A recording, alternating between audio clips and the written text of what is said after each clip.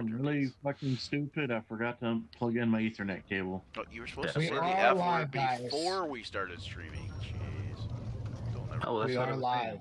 saying. Oh, No, you're good. Are you on a phone, Zach? Phone camera? The camera's on my phone. I'm Okay. Yeah, I was just want to trying make to sure speed up because the process on my laptop to get everything going, and I forgot to plug in the Ethernet cable. oh, yep, that's fine. Are you going to hop back on a different camera, or are you going to stay on that camera? I'm gonna move over to my laptop camera. Okay, because I needed to find out about that. I'm having some problems here with the feed for what you want to call it, the Burning Goblins turn order thing, tracking order. ooh. I don't know why it's not picking up exactly.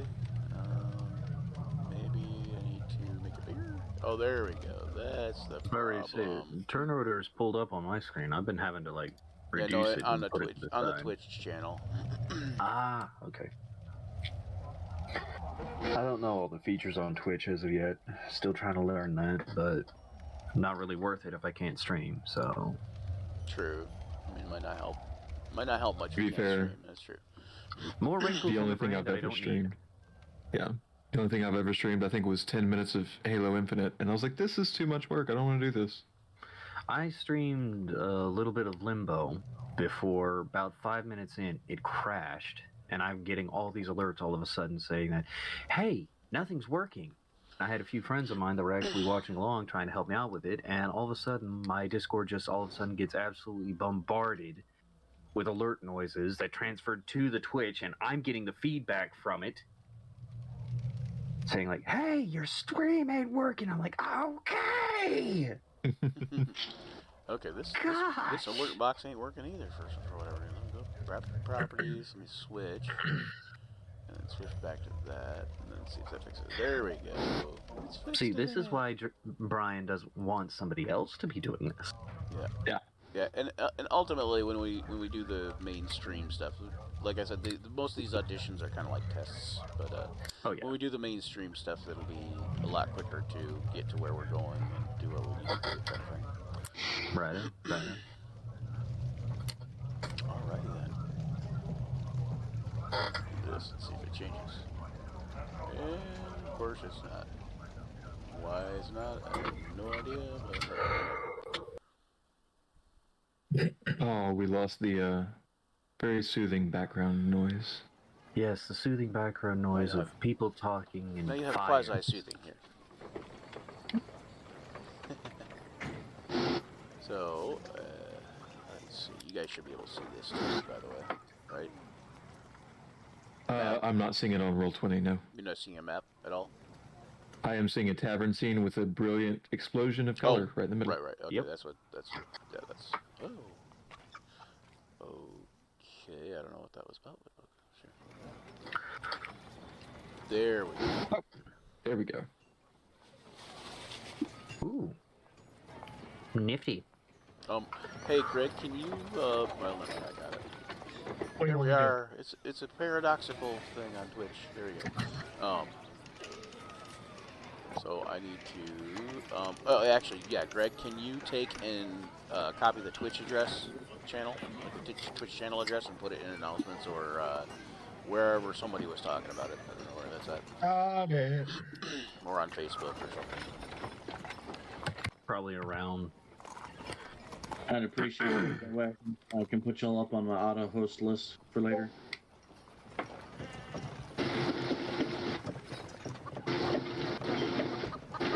Nope. I was about to say, looks like Queenie's got us. Okay, nobody can hear us, I think. We're good? Yeah, okay. We're muted on my screen. Yep. Paradox again. There we go. Alright, so how far are you guys in your character creation process here? Well, it's different. Because we've already figured out that we might have some conflicting character ideas, so... Well, I don't think there is such a thing as conflicting character ideas, but maybe. Well, Conflict the deal is brings- that we're either Team Squishy dead before too long within 5 turns, or something. Well, I mean, how much could possibly go wrong? I have 9 HP. And Nine's not 15 bad. armor class. Nine's not bad at all. You know, one of my first characters was a wizard with 3 HP. Cash. in a much worse and much harsher environment. What's your HP? My HP is 8 with an armor class of 10. Yeah, there you go. Oh yeah, let's rebuild this Get thing. worse. That's where you got to have the No, 8 thank con, you. the 8 con, and then you'll be what, like -2, right? So you can have 6 HP. So, what all classes are we wanting to work with? I've got a rogue or a artificer variation. It doesn't matter to me. I believe that Cash has his wizard, And I can pop out a cleric pretty quickly as well. and Steph has a bard idea, so that's not bad. Oh, sorry about that. Why did that come up in the mid-screen? That was weird.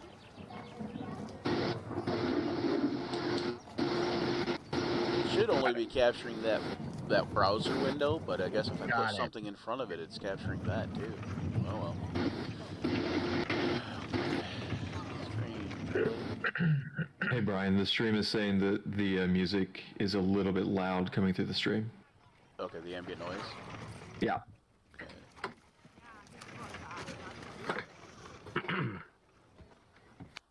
Is it too quiet or is that about right?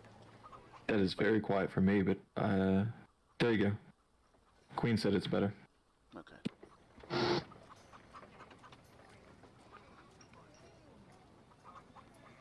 Alright. So, one of the things that I guess I forgot to do it with one of the groups because they were saying that they didn't get to introduce themselves. But one of the things that I do, like once you guys finish your characters, I'll kind of have you introduce yourselves, then introduce your characters. Quentin, are you done with your character pretty much? It looks like you are close, maybe.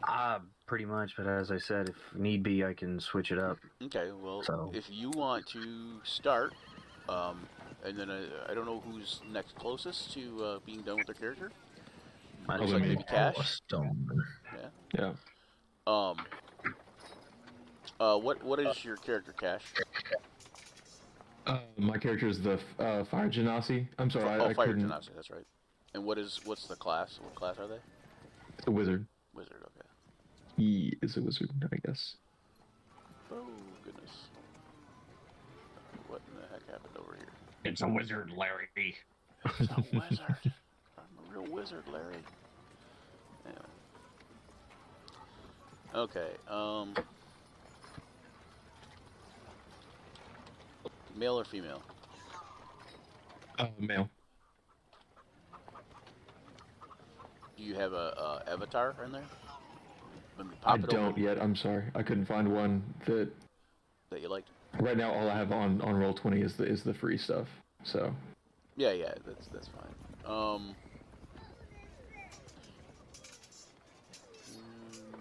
There might be something in the Roll20 there that's you know. Okay, I'll look through it. What's the word I'm looking for? On the compendium stuff that might be in there. But what I'm going to do is, for the time being, I'm going to just find a token type thing, like make a token type thing. It works. Sounds good to me. Oh wait, I can actually do this because I built one over here.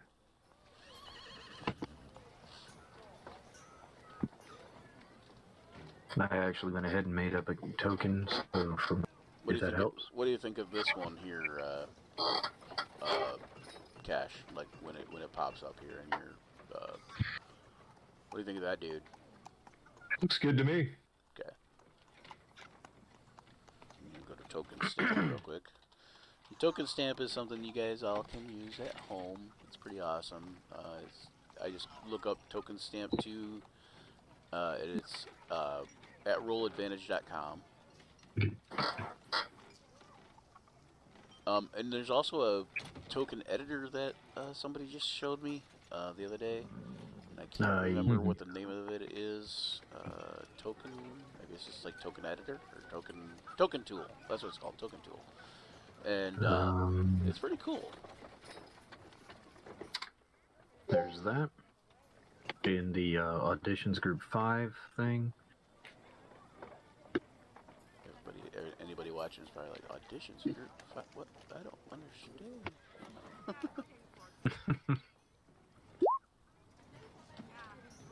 Ooh. I have a feeling I just did this wrong. Here, I'm going to put you guys back on the bar page, because that way I can throw your token on there. Quentin, are you nutty? Maybe. It depends on how my character starts being played, so I don't know. You tell me.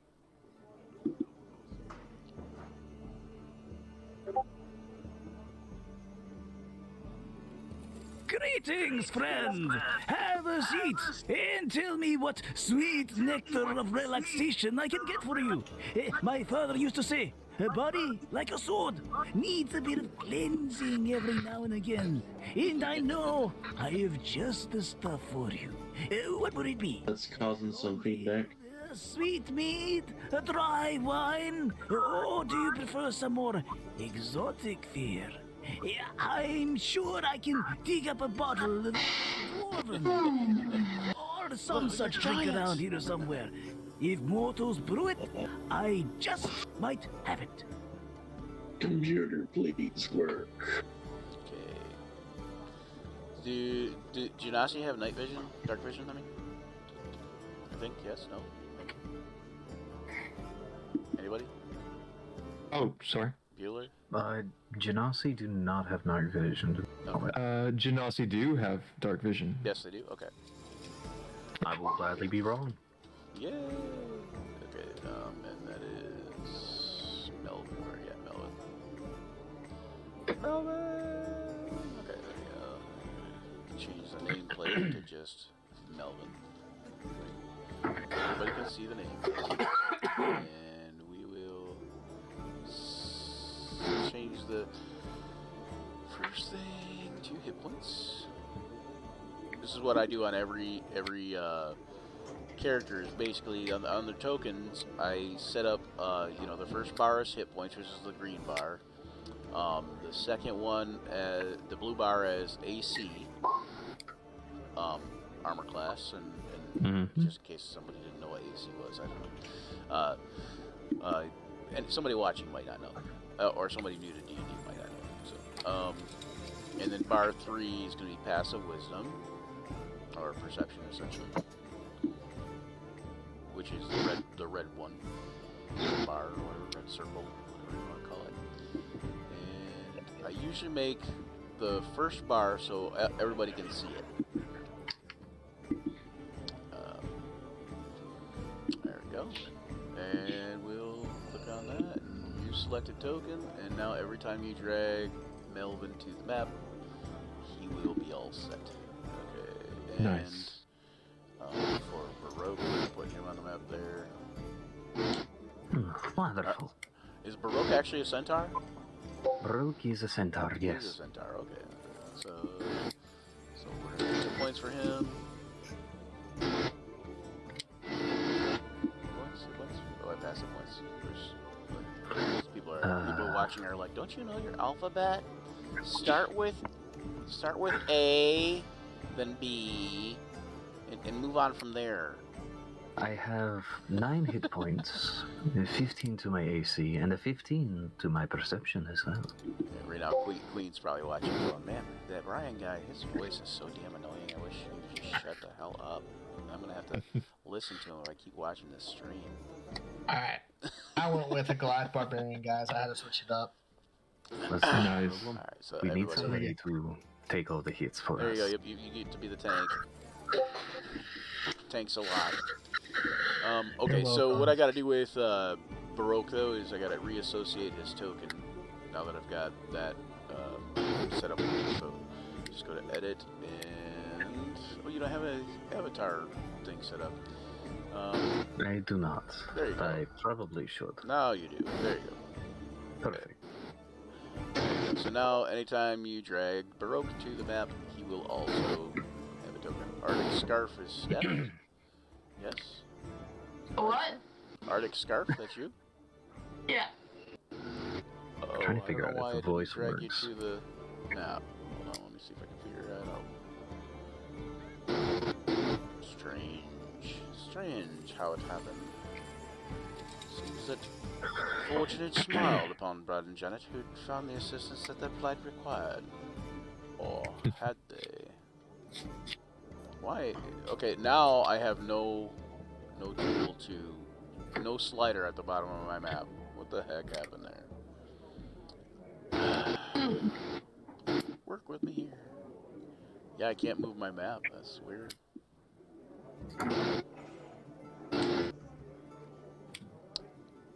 Goodness. Okay, gonna reconnect real quick.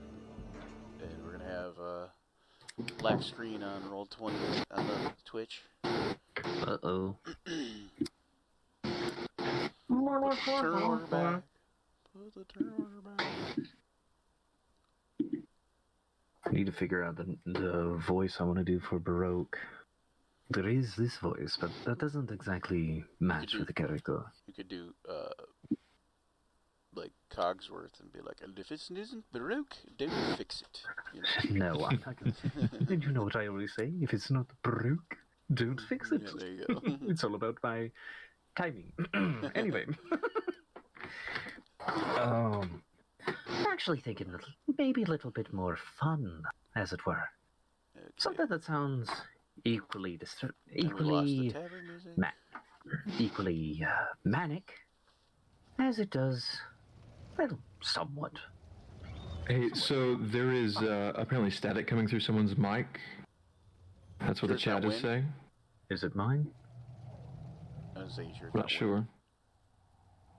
They said to watch for it the next time static happens. We're not hearing any static at all, so... Oh yeah, you'll hear something come, like some major feedback come through mine in a minute probably, but it'll be messed up. I gotta figure that out.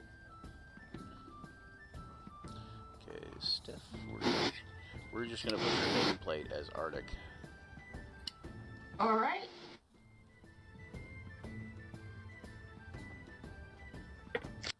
We also have Gale, Kenai, Giliana. Should we have Correct.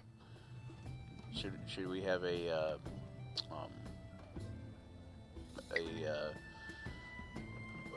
wizard tinker gnome type person named Artie Feiser?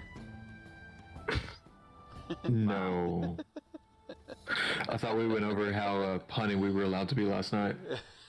I am one letter off and 2 letters away from being just Rogue the Centaur. Okay, so no, we don't need an artificer. Yeah.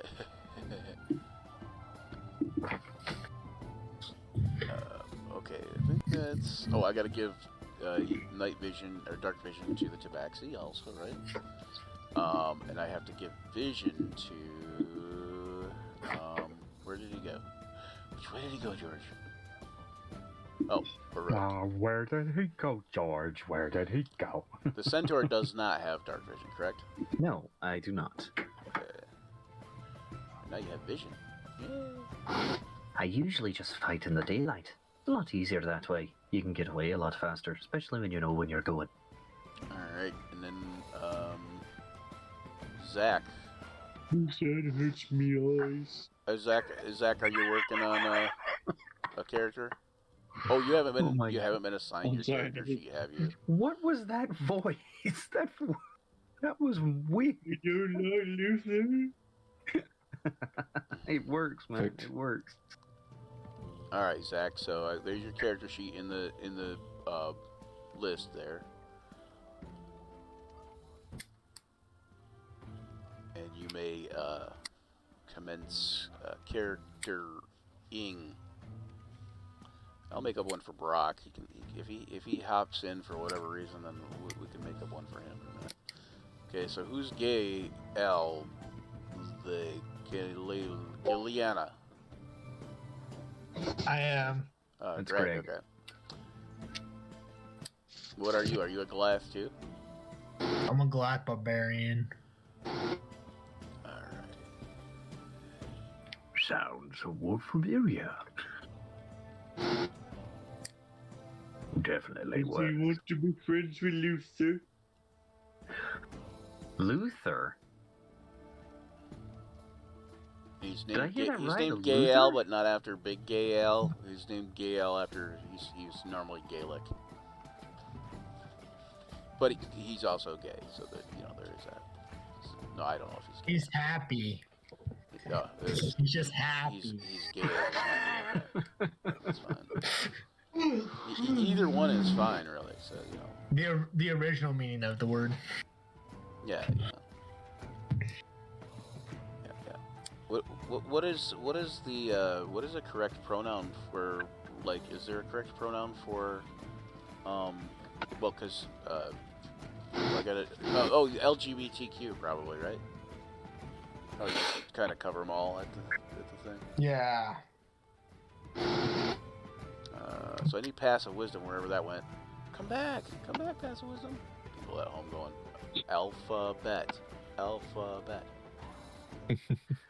I don't think anybody's going alphabet. No. I mean, myself, I usually do it. They're like, Blue is your learn armor, alphabet. green is your health, red is your damage. So, Yeah, no, I just like, you know, like when I'm going down the list, I'm passing passive wisdom because I'm in the queues all of a sudden, and they're like, you know, P comes before Q. Just saying. You know, that's what Hey, I'm Steph. probably thinking that people would say. That's what I would think if I was watching it.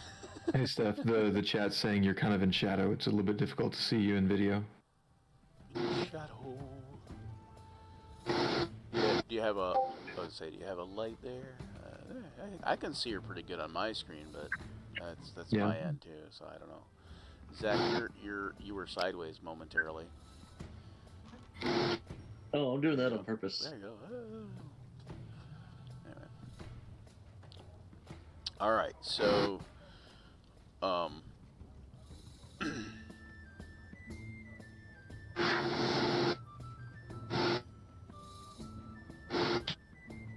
yeah.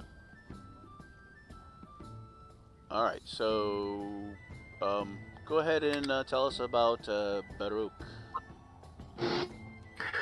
well, Baruch was at one time from a very decent, well-to-do family. You see, we used to be the Riverwalker Transit Company, you see. Mom and Dad, they really set themselves up for it.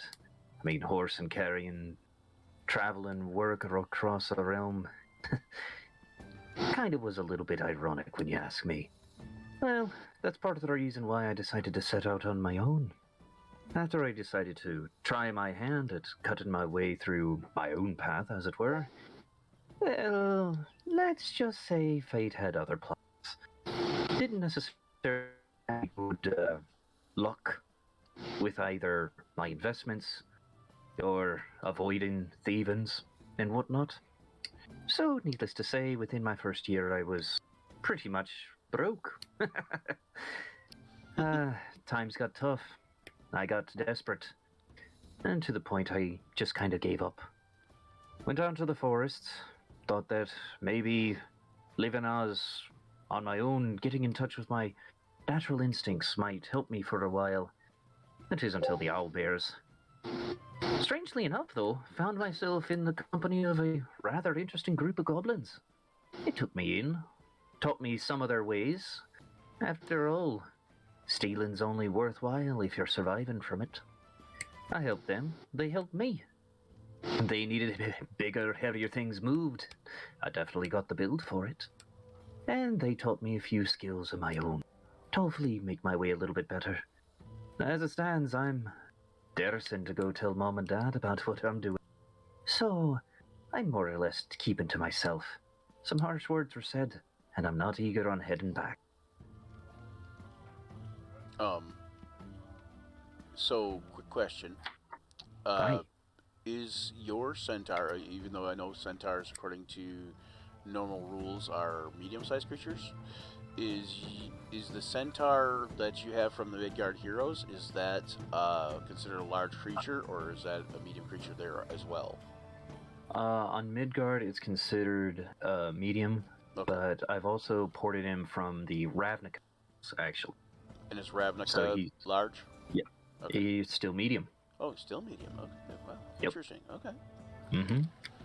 I'm sure they do that probably for just some sort of game mechanic that, you know, obviously, so you don't carry ×2 ×5, you know, because the horse can carry like 4 times its weight or whatever, and then Yeah, they actually have the equine build, so Yeah. it actually counts So you for can carrying count as as- one yeah. size larger. right. So I don't know why they just didn't make it large, but I imagine it's for fitting into small dungeons, but you know, Pretty much.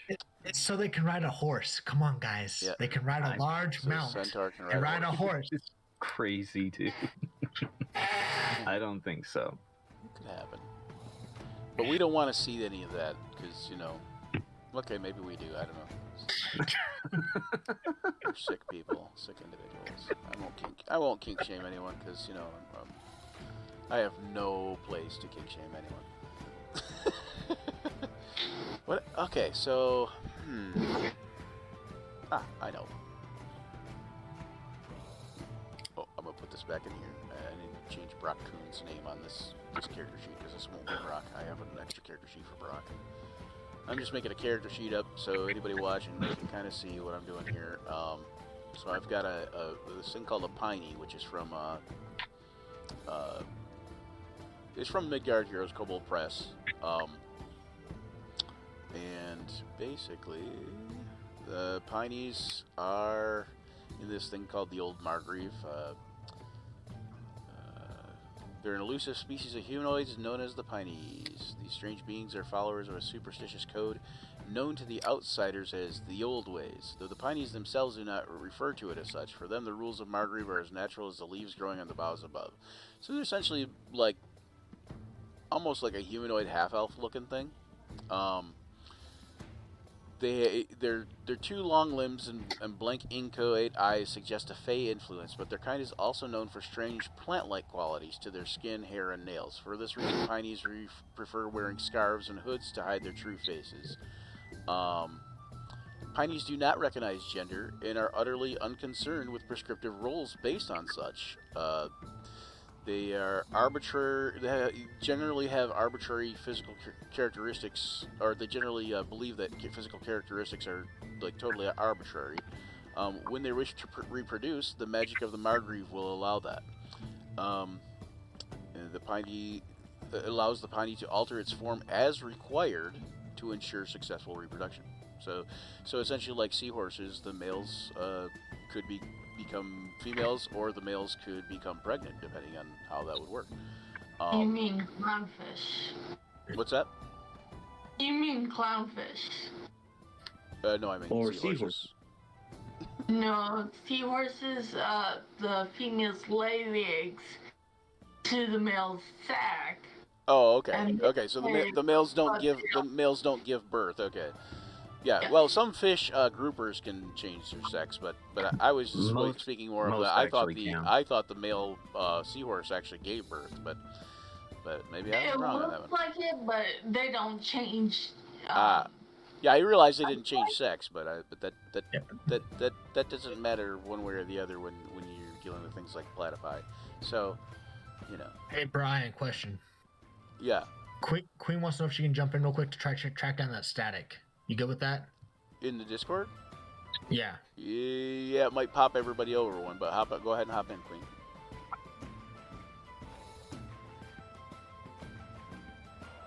I can't hear. Excuse me, I can't hear the static, so. Yeah, I'm not hearing any static either, so. It's coming out of the Twitch stream, apparently. Out of the Twitch stream. I have an idea for that then. Hang on. Let me. Oh, you know what? I bet you I know what's going on. Hold on. I'm an idiot. That's what's going on. No, that won't work. Where did the Twitch stream go? Oh, it's up here. Let me do that. Ask Queen, did it fix that?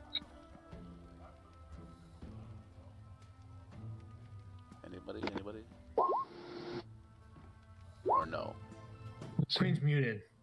Yeah, Queen's muted for us. Well, right, but I mean, And I'm not seeing anything in the Twitch chat, so nobody's responding. I didn't know if Queen could hear it. I know we're 7-second delay or whatever, but yeah. Beyond that, what could it be? You're gonna have to just keep talking so that I can hear it on the stream. So Okay. I'm Okay. a couple seconds Can you? behind. Well, trying to listen. it hasn't changed anything on the stream though, already or no? Check, 1 2 1 2. Sound check and stuff. Anyway, okay, so I know you already told us about Baroque though, Quentin. Tell us about yourself. Quentin Cavett. I'm actually out from Oklahoma ways. Born and raised on a farm. Kind of living an agricultural style of life. Not really a whole lot to say. Do things as far as like a little bit of auctioneering. We had training for that. Some training in real estate, just trying to bounce around a little bit, find a more stable source of income as it stands. Just really working to work and hoping that this year might actually help me out with some of my voice acting at some point. Nice. I'd love to actually get something to come out of it because, let's face it, voice acting work would be a lot easier than manual labor. But Making at what? the same time, voice acting work would be a lot easier than manual labor. Oh, manual so- labor. I thought you said making Yeah. something, but I was like, I couldn't catch the last part. Okay, gotcha. But at the same time, I mean, work's work, man. That's pretty much me in a nutshell. Okay, let me pop open Discord here. Any luck, Queen, with the static sounds? How about we run through Greg? Say about say the alphabet. I don't know. Say something. A B C D E F G H I J K M N O P Q R S T U V W X Y Z. There's no L. Ha ha ha. Christmas joke. You forgot about the H and the I too. Noel. There's no L in Christmas. There's no L. Anyway, so there's a long way to go for that joke. I didn't realize. Okay, and then how about Cash? Tell us about yourself real quick. My name's Cash. I currently live in Tennessee, on the eastern part of the state, so I get to be in Eastern time zone. I am a data engineer, data scientist, data whatever. I manage the data for an online company right now. I have been playing D&D for a few years now. I like to really do just about anything. So I think I isolated it. I think it was Cash. I think there was a little bit of feedback coming from that end. And Queen just popped out, so I'm thinking maybe I caught it, or maybe I fixed it. I don't know. Either that, or she just got sick of listening to our voices. So you manage data management? Sorry, I didn't mean to interrupt. yeah, so I'm a data engineer. I manage basically everything related to data for the company on the technical side, and then my boss does the rest of the business side. Nice. But like data security, data engineering, data science, it's a lot of fun, a lot of programming, a lot of random stuff every day. So you run a lot of code, or Yeah. okay, all right, that's Wow. cool. Yeah, I used to do a lot of HTML stuff. So, I used to do a lot of code too when I was programming in like on a Commodore 64, but but not as Yeah, much code as, HTML is my as when nightmare. you do like millions of lines of code now. Yeah. Anyways, so tell us about your character Melvin. Let's see here. So my name is Melvin, and I don't have as deep a backstory as our friend Baroque over here. I grew up a very simple life. I grew up on a farm.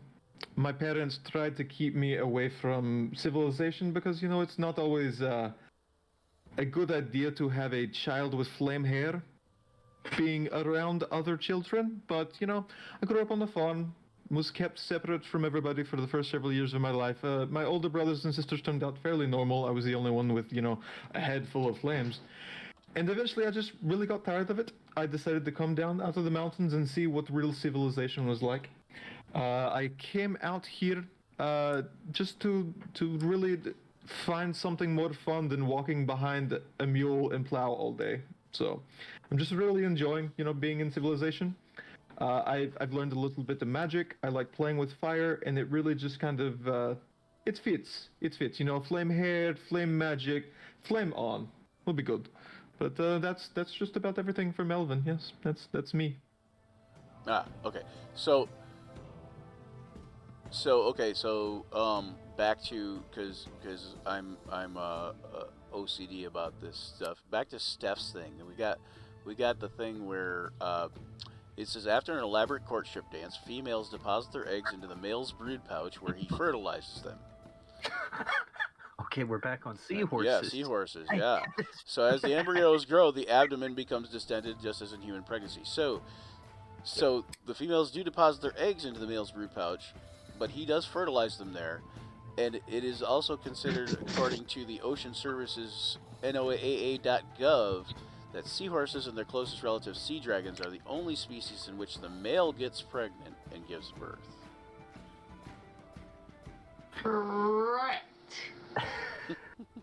But that's not what you were saying earlier. That is what I said. I said the males get pregnant and give birth.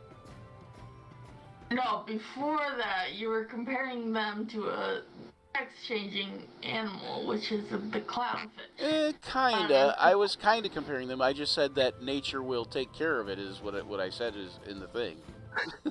It said that their race takes care of accommodating for whatever. So it could be that they sex change, but it could just be that the female lays the eggs in the male piney, and you don't know. See, it's fantasy magic. It can happen. Anything can happen. Life finds a way. Yep. Was just thinking that. Anyway, life finds a way. There you go. Jurassic piney. That's.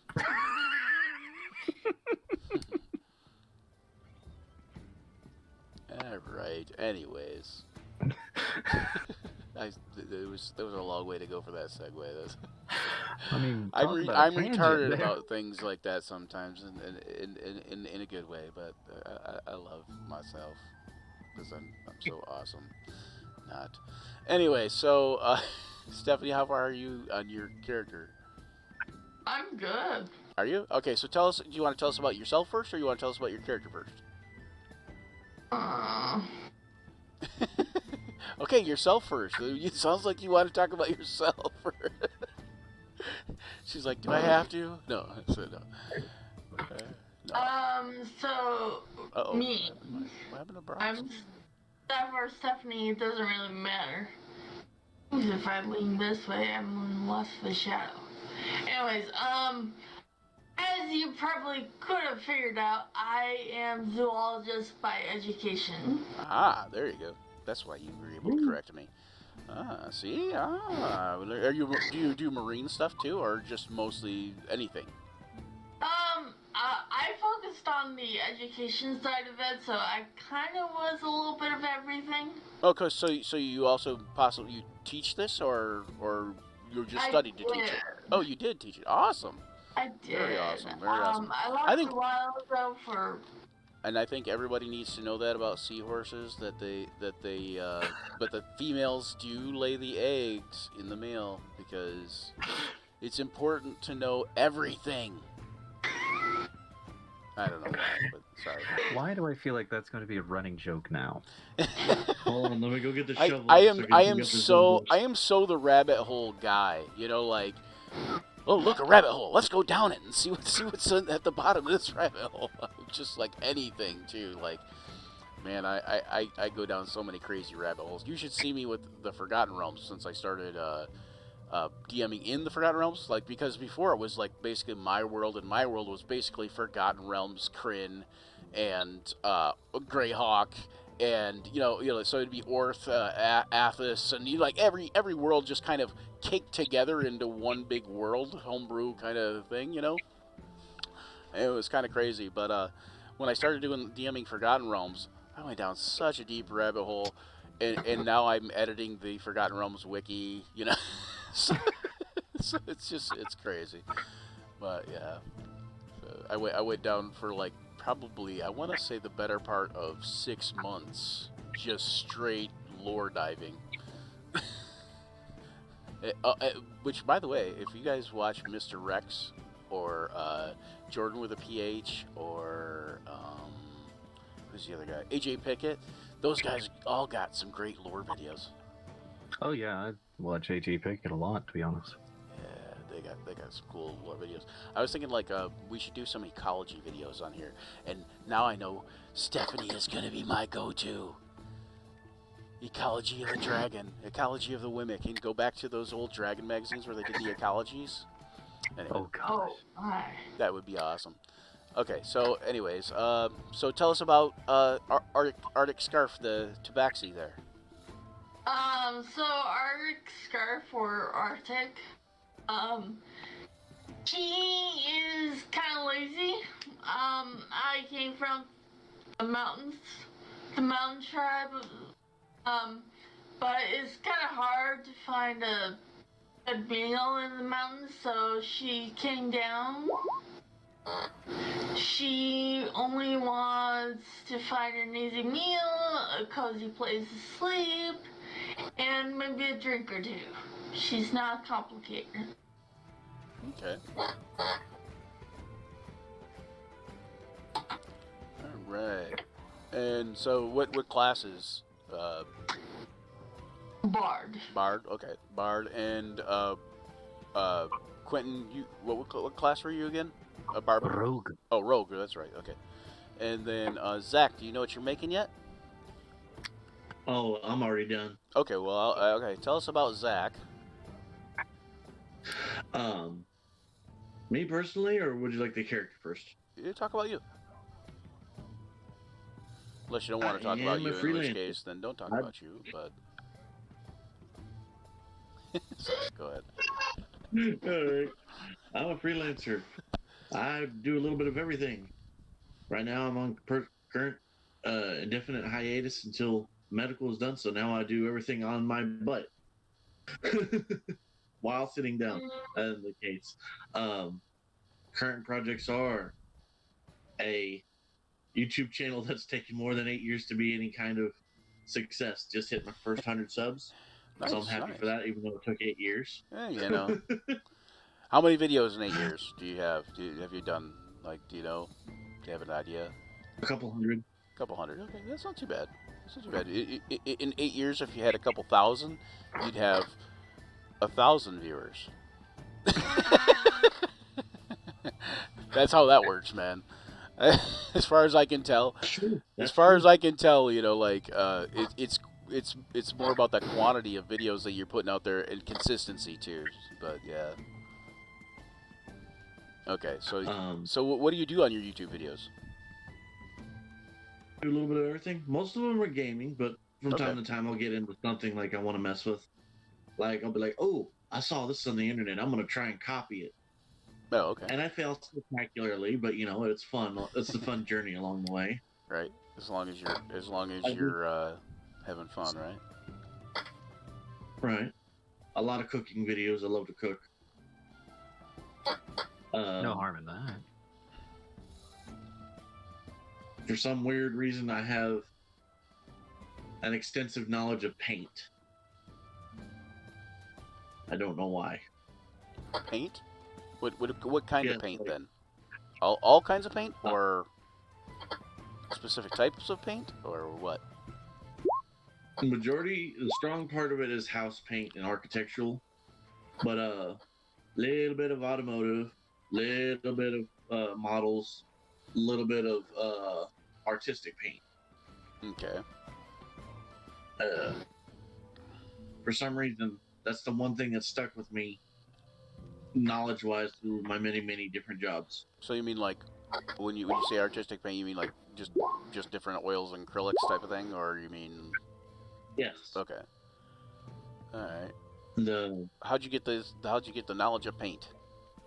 The knowledge. It sounds like a BBC documentary. The knowledge of paint.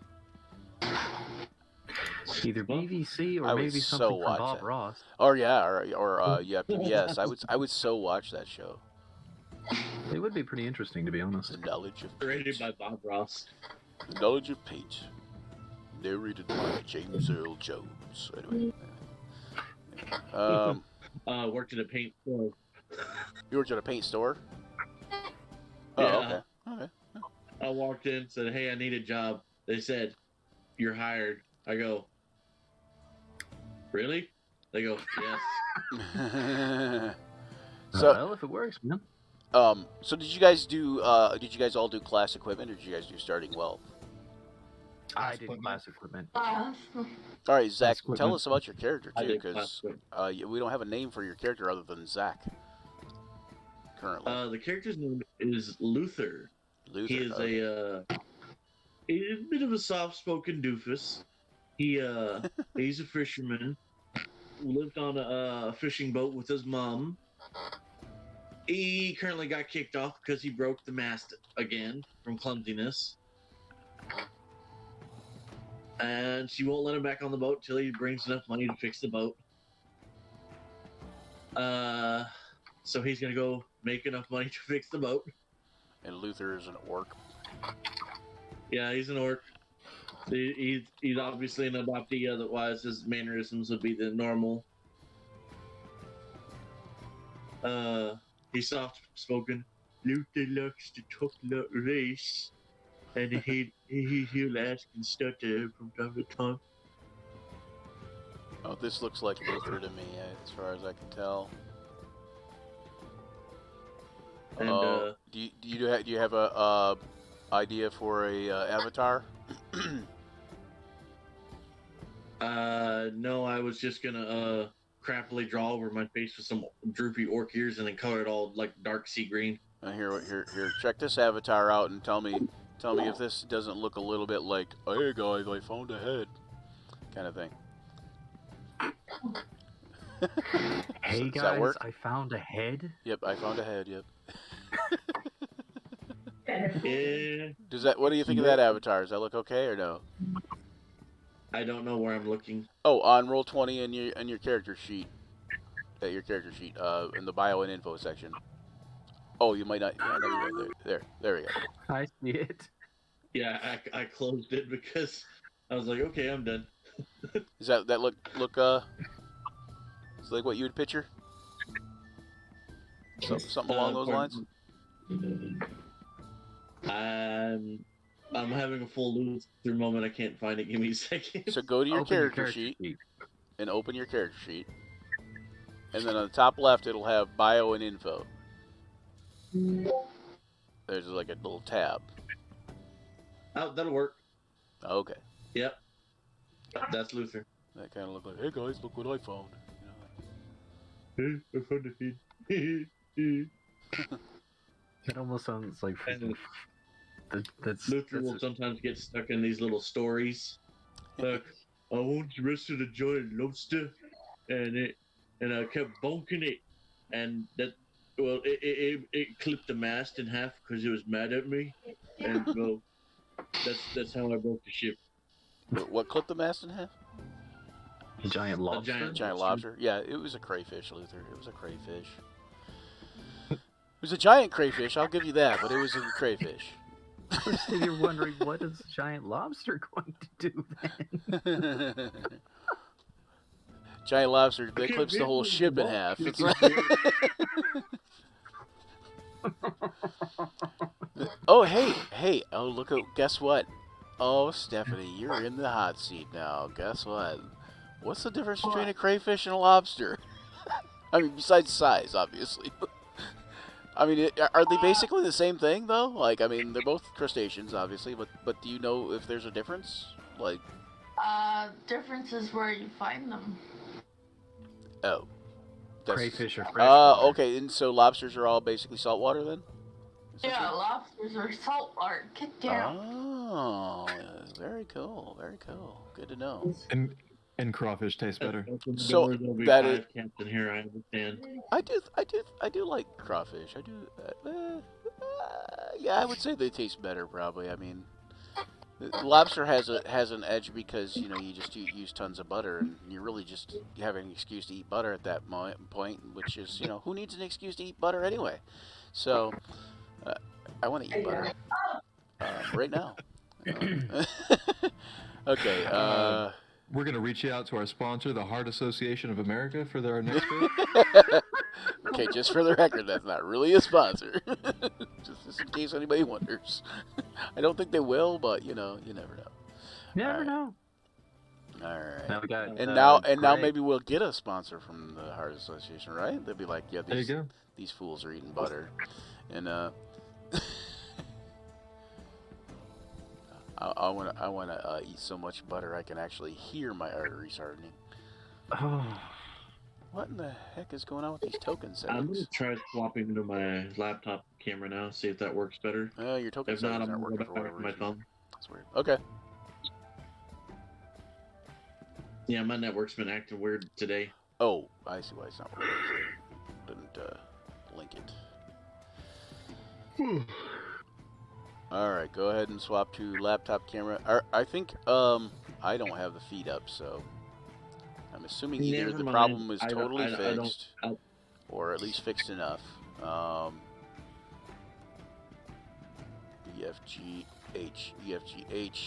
EFGH, Brian. Brian, it's H. H comes after G.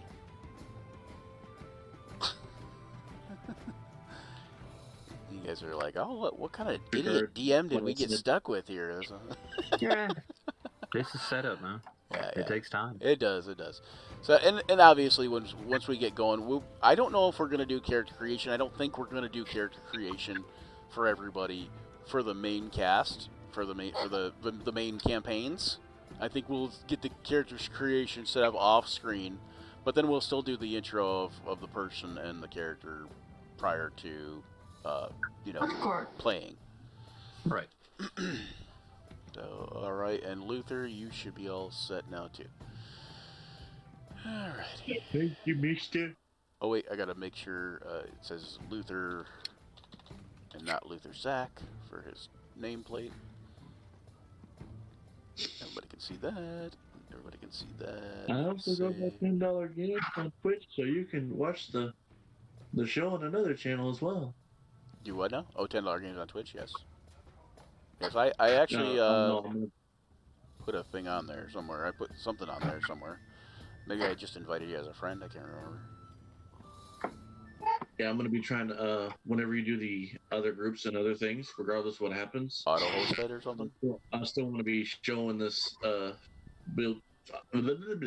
If I can stop stuttering myself, I'm gonna be trying to host this because I'm excited for this whole thing. Yeah. This is pretty exciting. I have to thank you guys, everybody, you and not just you guys, but everybody that's like volunteered to audition for the casting, because and like Greg here and anybody who's helping out behind the scenes, and anybody who wants to help out behind the scenes, you guys are more than welcome. But I just wanted to thank you guys because I put this out there thinking I'd get like maybe 5 or 10 responses, and then I put it on like 10 groups thinking hopefully I would get close to 20 or 30 responses. Didn't expect as much as you got. I got 120 responses, and 120. Another 82 late responses. What's that? And you got another 82 late responses. yeah. There was a few responses where I had to basically say, I could put you in a standby, but there was 120 original, but there was 90 on the first day, like 90 on the first day, and I was like, wow, okay, well, I guess some people are kind of interested in this, so. Oh yeah. But yeah, so 120 responses was not only overwhelming a little bit, it was very kind of reassuring and made me happy to see. So let me turn down the tavern music just a hair. I'm gonna turn on a fan. Let me know if it makes too much noise. Okay. It makes too much noise. Anyway, no, I don't know. I can't hear it yet. Not even on it makes too much noise. Just the idea of it. Oh, you meant let me know if it makes too much noise on the camera on the microphone. I thought you just meant, All right. So, yeah. Anyways, 120 responses. We are down to casting what looks like around 30 or so people. One of the guys, one of the cast members, is now also going to be a DM. Which Nice. so now he is actually going to be a DM, which is going to set us up instead of having 3 groups, we will have at least 4 and maybe 5. Oh wow! Yeah, so Nice. so it'll be really cool, and we're gonna designate everybody else by like every group is going to be designated by like a name or title or the title of their group, like the North Avenue regulars or the Sunset Sentinels or whatever, something like that. You can't use Sunset Not Sentinels though; group that's a one. different group. But yeah. So we don't want to have. We might have Group 1, but it'll be like a tag at the end or something like that. But Group 1 and Group We'll 2, have Group 3 Group is just kind 1, of Group A, Group Alpha, Yeah. Group Primus. Yeah, Group A, B, C, D. What are all ways we can say 1? We'll just go for it. Right, Go. there you go. And go. Okay. All right. Greg. Yeah, what up? Tell us about you. All right.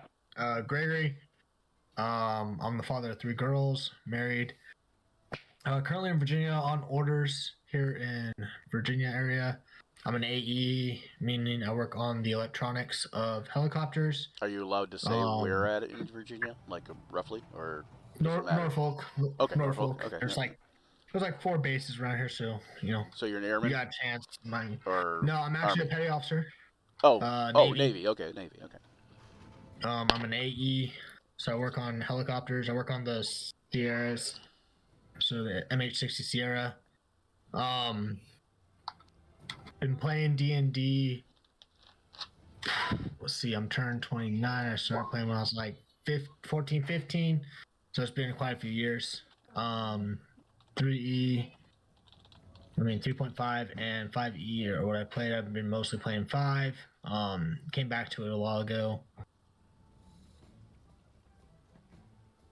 And then, I don't think there's really anything else. My character is a barbarian Goliath named Gale. Gale is his nickname. Yep. Kenai Galean. Backstory behind him: 17-year-old Goliath got in a fight with the king's son, beat him up. The older brother beat him up, and now the king wants him dead, so he ran away. And it's pretty much trying not to die. That's his backstory. Luther understands that one. And the reason why they got a fight was because of his nickname, Ale.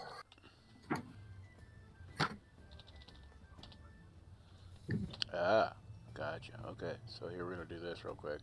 Oh, no, I didn't mean that. Here, I'm gonna throw you guys this here for anybody who's interested, because remember how I said the rabbit hole thing? So now I have to also ask Greg: is a Nighthawk the same as a Sierra, essentially, or the MH60S Nighthawk?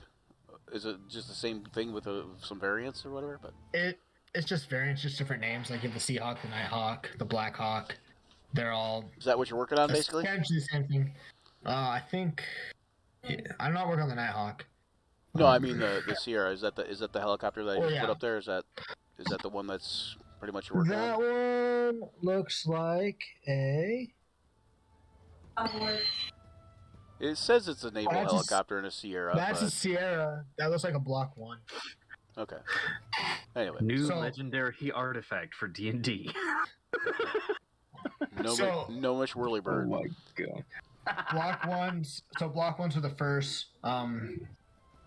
And they're like, there's only like 4 left in the whole Navy, and we actually have one at our command. No, that's cool. But they pretty much are just like a showbird. They really can't go anywhere. Ah, okay, because they're basically older. Mm-hmm. They can't have a lot of the newer stuff on them. Right. Okay. Because of the electronics and stuff like that. But gotcha. They're fun to work on. Like the UH-1Ys, or are those mainly land-based operations? We don't. We're staying with the Sierras and Williams. I know that they're getting rid of the 53s. Are supposed to be phased out. But they've been saying that for 20 years, so we'll see if they actually ever do that. So, but the CODs. Oh, sorry. Go ahead. The CODs, which are the C2s, are getting switched out for the Ospreys. And you said Gale is Goliath Barbarian. Yeah. Yeah. Okay. He's 17, 8 feet tall, and 320 pounds. He has facial hair too. It looks like, which is somewhat rare for a Goliath.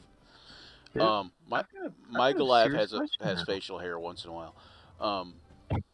What's that? You got a serious question now? Yeah. How old is everyone's characters? Oh yeah, good question.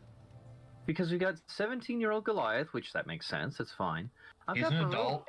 I've got Baroque at 30. Mm-hmm. How old is Luther? Luther is 28. Is 30 fairly old for a centaur?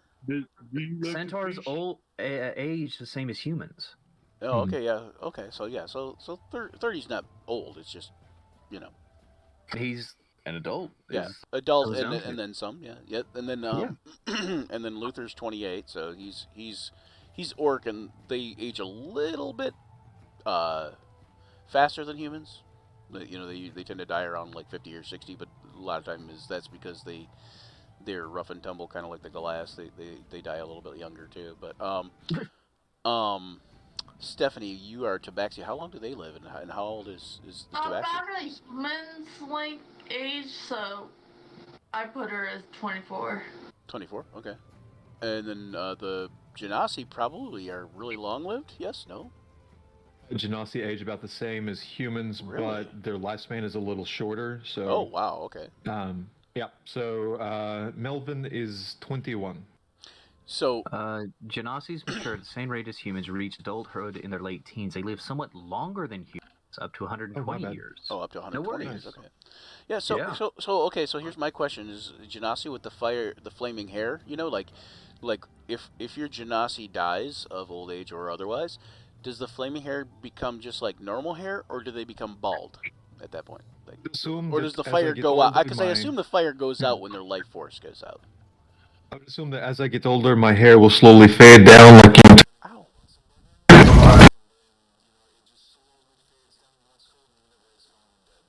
Okay. Oh, hold on.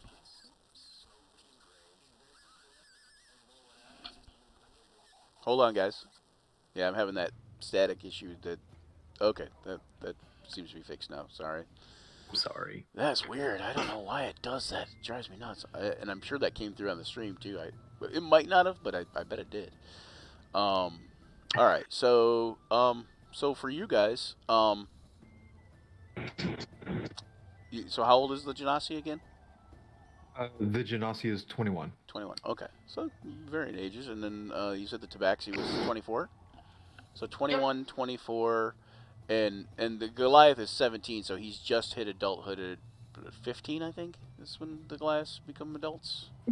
About mid teenage years. Yeah, something like that. I think 15, 16, something like that. That's probably the reason why he got kicked out, because he was now an adult. Yeah. So get on and do something on your own. Anyway, yeah, my Goliath I think is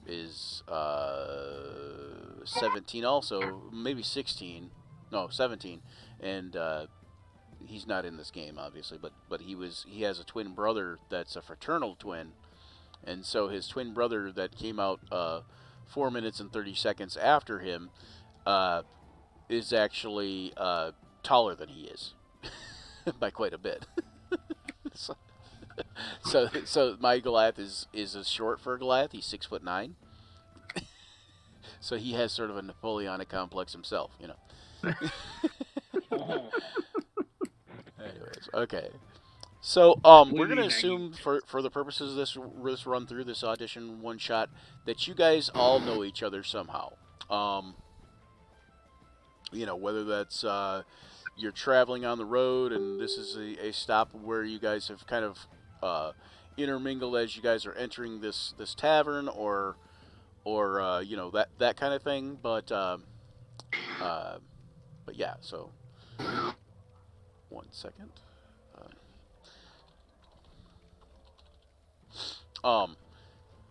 So you guys end up in this little town.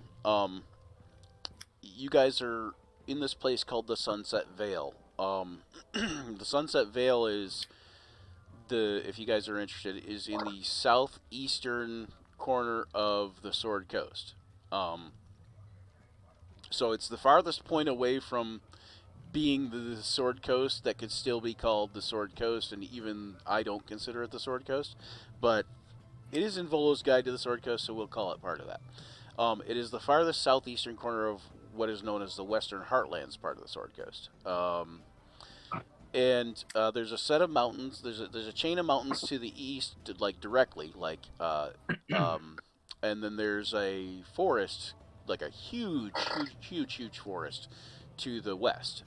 And it's set in the Sunset Vale is basically set in that veil of between the forest and the mountains. And there are a couple like settlements and villages and hamlets, and where you guys come to is basically this small little settlement south of a small town called Osbraven. The town of Osbraven is maybe 50 to 100 buildings, maybe 800 people, if that. But it is a huge hub for trade, and people stay there a lot. And just south of there, there's a place that is called Green Fork, or sometimes they call it Greendale. And it's south and east, and it's located in the foothills of the Sunset Mountains. And tucked in the northeast corner of that colony stands a long, low building of field stone and blackened timbers. You can see there's like a wooden sign hanging over the entrance, and it's kind of got like a charred edges to it, so it looks like it's been burnt. And it depicts a mug engulfed in flames. You see that this is called the Fiery Grog Tavern. A blue glow and raucous laughter emanates from inside. A stern-faced, muscular half-orc stands guard by the entrance. As you enter, he says, "Don't cause trouble and have a good time." And once you get inside the tavern there, which is where you're at now, this is the entrance, by the way, if anybody needs to know. These are stairways that go up to like an inn, like like not an inn, but an inn, but sleeping quarters. You see the tavern is packed with a nearly full capacity with loud, drunken harbor workers, mercenaries, and sailors. Basically, there's a huge lake near the foothills that they go fishing on and stuff. And when I say huge, I don't mean like huge enough to be on a map, but I mean pretty dang big. A small map, maybe. Anyways, the sailors take spot along the bar, and miners and mercenaries and harbor workers, and they take spots at the bar or around the tables that are various set up throughout the place. And the wooden tables are scattered around a sort of scratched marble stone flagstone floor, like type of thing. Not marble, but flagstone. And there's alcoves you can see carved over here into the far end. They're like booths, set up with booths, and they have like privacy curtains, like purple privacy curtains, which kind of block the visual, but it don't do a whole lot for noise. Like if you could tell, it's like they're kind of sheerish curtains. Many eyes are turned towards a large water tank in the center of the tap room. In the water tank, you see a beautiful female merfolk gracefully ribbon dancing in the illuminated water. The blue light that fills the room emanates from drift globes that slowly float along the ceiling and inside the tank. The ceiling of the ceiling of the tavern is covered with a vast painting depicting a small fishing village racked by a terrible storm and strange alien creatures rising from the water.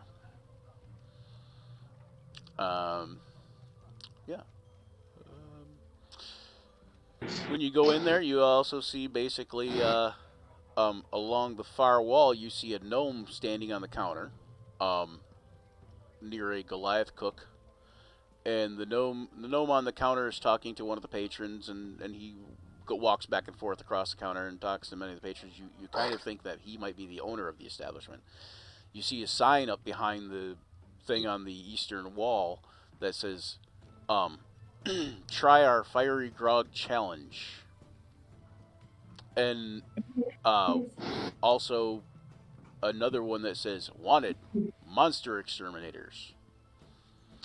There's also, you see in the corner by the the merfolk tank, over here, right about here, if you see me pinging the map, there's a wiry-looking elven woman engaged in a sort of arm wrestling match against a buff dwarf that's all kinds of tattoos on him, and they're arm wrestling with like spectral mage hands. And the elven woman has seemed to have beaten him several times already, and there's onlookers cheering them on, and the dwarf does not want to seem to take no for an answer. He does not want to seem to take he does not want to seem to be take losing as a final answer. Basically, he's going to continue trying to defeat her in this mage arm wrestling thing. So what will you guys do once you guys are dusting yourself off from the road? Oh no, you know what? I am such a moron sometimes. Okay. Oh, I am recording. Whew. Okay, good deal. I was like, oh, he's not even recording.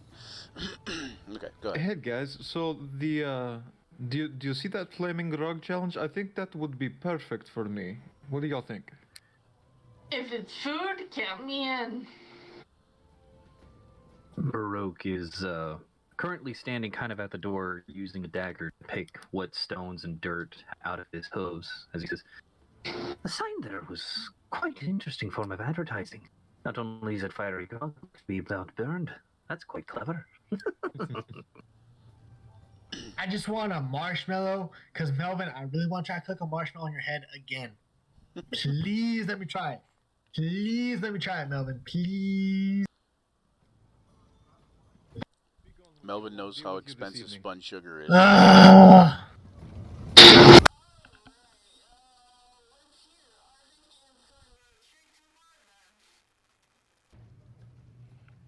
You're just gonna go watch the pretty fishy.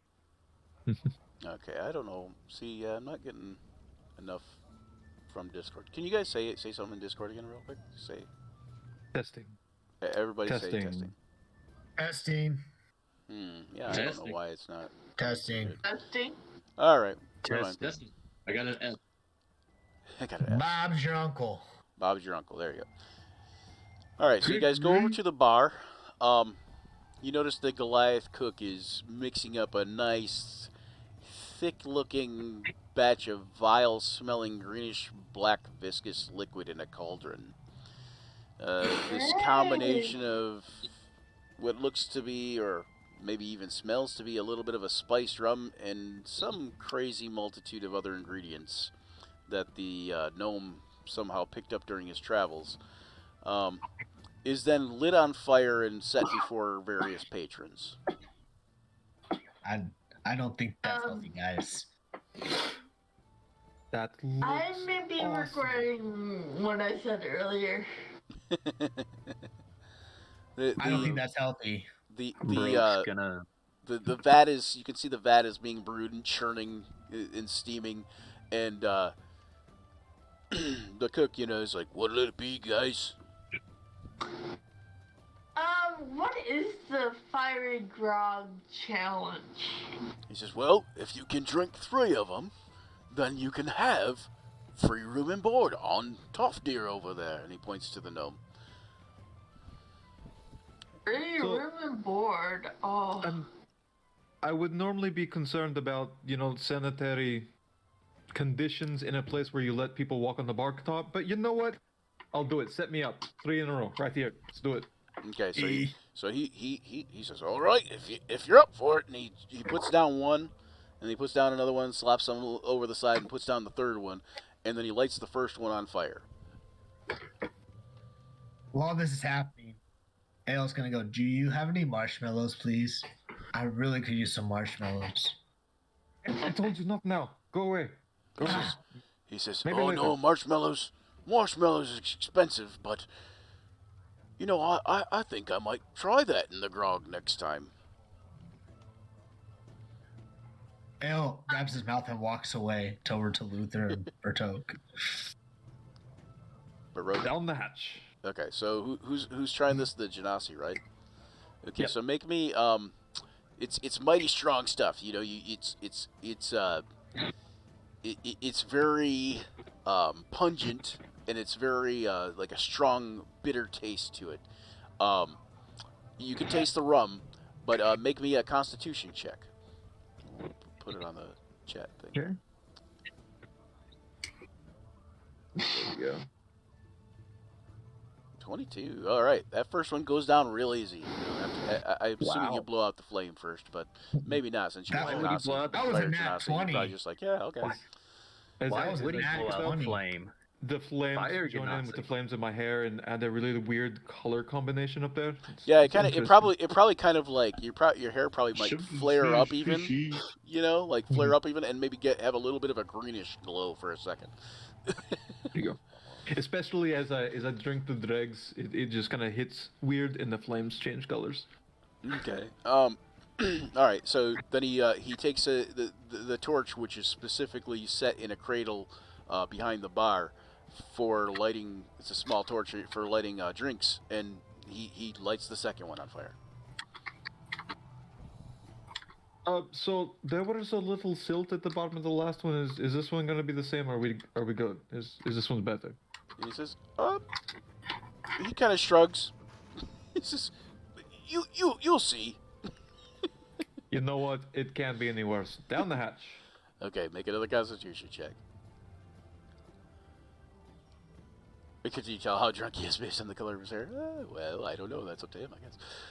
Okay, Chemicals so burn you are different able colors. you're able to down the second one. It goes down pretty smooth too. You know, like you're like, actually, this is not too bad. It's an acquired taste for sure, but it's got kind of for any of you who've ever drank Jägermeister, think if somebody mixed Jägermeister with rum and set it on fire. Anyway, so and that should give you a nice, yummy, pleasant thought in your head there. Some people like Jägermeister, but I would imagine this stuff kind of tastes like that with the rum, and then maybe some twigs and bark. I don't know. Okay, so then he says, oh wow, he says you like it almost as much as I do, and he lights that third one on fire. So you notice the hair is the flame hair is kind of getting a little wild and erratic, and occasionally some embers are spurting off, and that's how you can tell that I'm a little bit drunk from this. Right. Like Yeah, a yeah. crackle and pop, like once in a while, like a you know, like a fire that's got like a steed in it.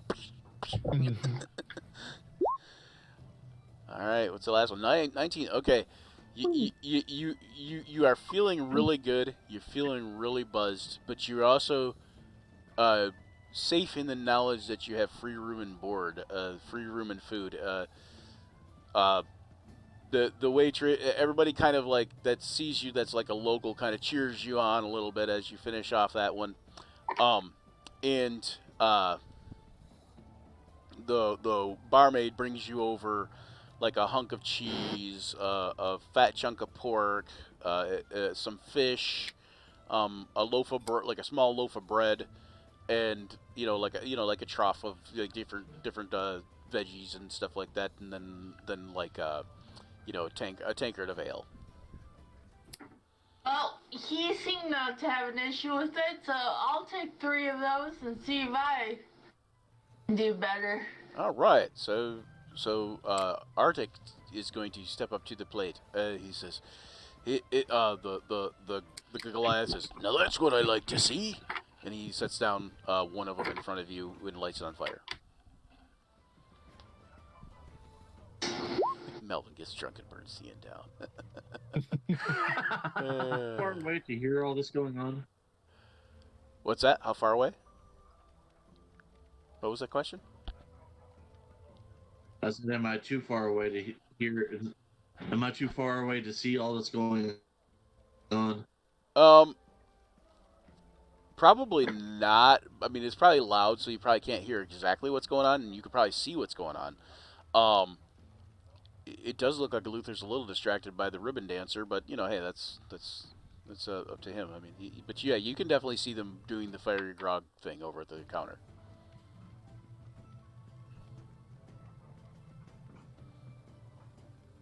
Are you gonna go over there?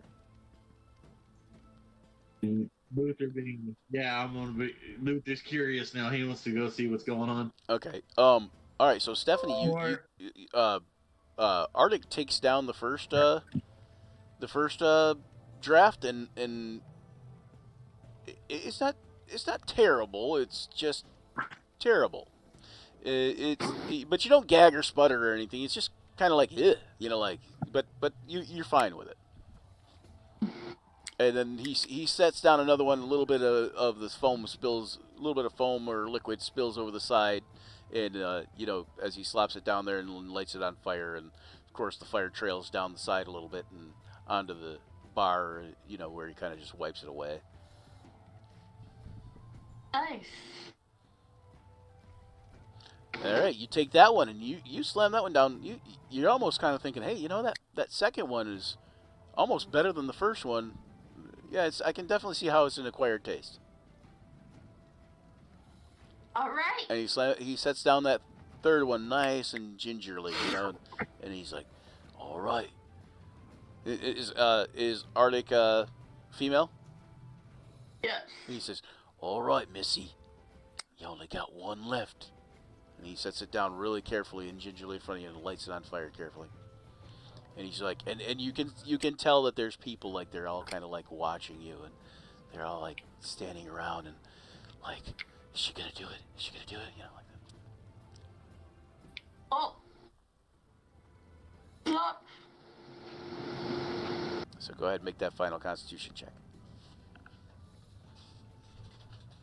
22, another nat 20. Okay, you down that one, and you're a little bit tipsy, but Oh yeah. but it was actually really decent. That last drink was better than the first two. You know, like you're kind of coming to appreciate this grog for some reason. Yeah. So yeah, and everybody cheers, and they're like, oh, free room and board for you too. And he's like, and then and then you see the gnome come over and stand before you, and he says, oh no, I have an announcement to make. He says, that's the smallest little wee lass that I've ever seen drink a fiery grog and make it through. I think we're gonna give you all free room and board, you and your entire party. Eh. I get free food. Yeah, and then you know they have that same pork and fish and bread and that. So Luther, are you gonna try the challenge?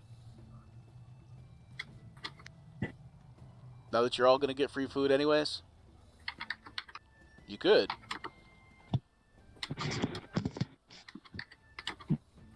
Yay! Free food for Luther. Are you gonna try the challenge, Zach? Can Zach hear me? He said free food for Luther. Yeah, so I was saying, now that he's getting the free food anyways and such, is he going to try the fiery grog challenge? Yes, he is. Okay. Who cares about it? He just wants to do it. Okay, yeah. So roll some Constitution checks, Zach. 3 of them.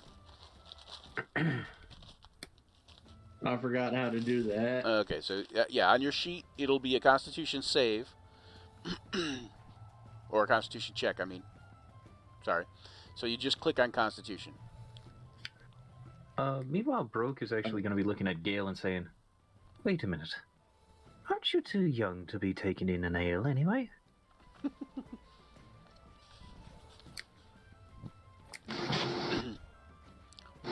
don't know if there's Can you hear him, Greg? here. What? Uh-oh, we lost somebody. Two somebodies. Oh, Uh-oh. Uh-oh. I didn't mean to shit on him. No. Oh, we just lost Luther, right? Yeah, we just lost Quentin. We lost Quentin. Oh, Quentin. Okay. Quentin, and then push Zach out. Which pushed Luther over. Okay, gotcha. Roll for strength check. There I am. There you are. You just need to be on camera, so it'll pop you back in the right spot. It's taking forever to load my character sheet back up. Forgive me. You want me to roll Sorry it about for that. you, or you got it? Yeah, I trust you over with the way the thing's acting right now. Okay, so this is Luther, Does that make any sense? and he'll make a Constitution check. 12. Okay, so the first one's not too bad. he drinks the first one. It's not too bad. Doesn't make you gag or anything. Second one goes down real easy. You're happy, more than happy with that. And the third one, you gag and sputter and start to spit it out a little bit, but you keep it down, and everybody's like looking at you, like waiting. They're thinking you're gonna just you're gonna be done, and it's gonna be all over the floor, but you stop and you're like, it's all right, like that, and then everybody's like, yeah, and they kind of like cheer you on, like they all thought that you were gonna lose it too, but now they're all happy that you didn't. But the owner's like, yeah, I don't have to clean that up. Let me give you a little slap on the back. It gets worse, and then it gets better, and then it gets worse again. Here, have some pork. Trust me, you've earned it. It'll help. Luther likes pork. Okay, so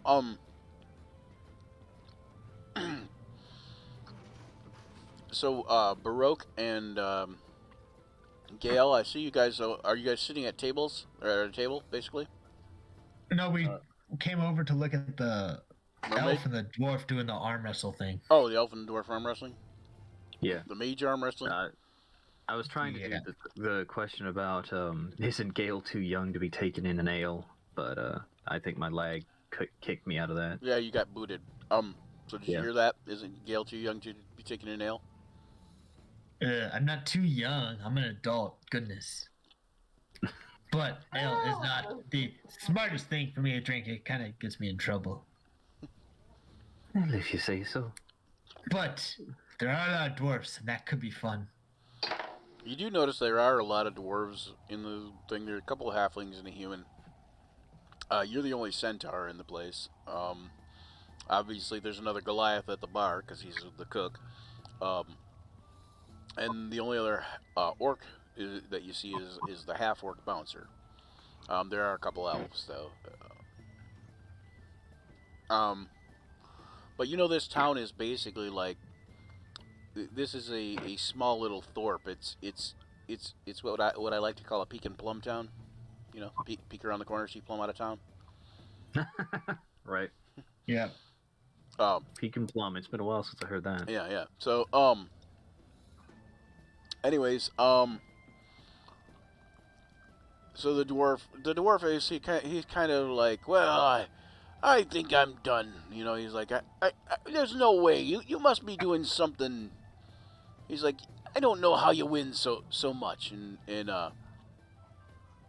he says, she says, well, you're welcome to come back anytime you want to try again. She says, I'm more than willing.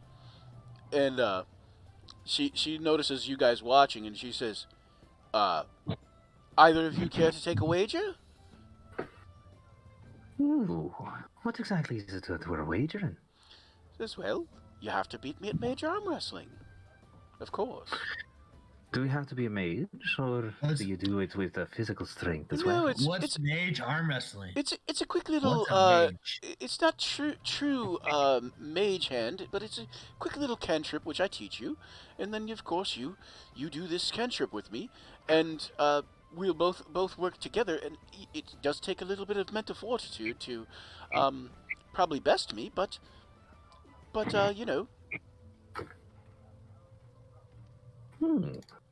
A quick cantrip, you say? Will that hurt me? Nope, it shouldn't hurt you at all. Well, then she looks at you and she kind of narrows her eyes, and she kind of cocks her head a little bit, and then she says, no, probably not at all. That wasn't very reassuring Rose at kind all. of pats Gail on the shoulder. It's like those times that you get one of those headaches with pictures. You know them ideas. No, little that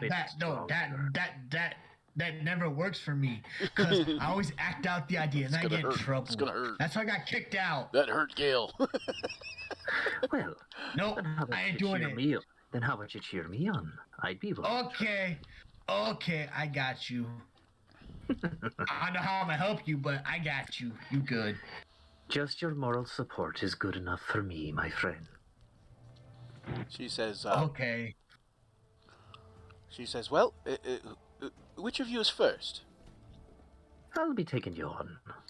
And so she teaches you this little it's like a cantrip, but it's basically like a few command words, and she's kind of in charge of the magic essentially. She's channeling the magic, and you guys are kind of activating it, and it's kind of a weird setup. But so basically, what you're going to do is you're going to make an intelligence check. All right.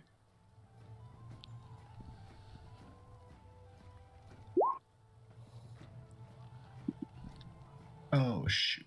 She says, we don't get many centaurs in here. She says, it's good to see one once in a while. She says, it reminds me of home. I haven't been home in so long. Oh, is that true? Whereabouts you from? You never know, I might have family around that area.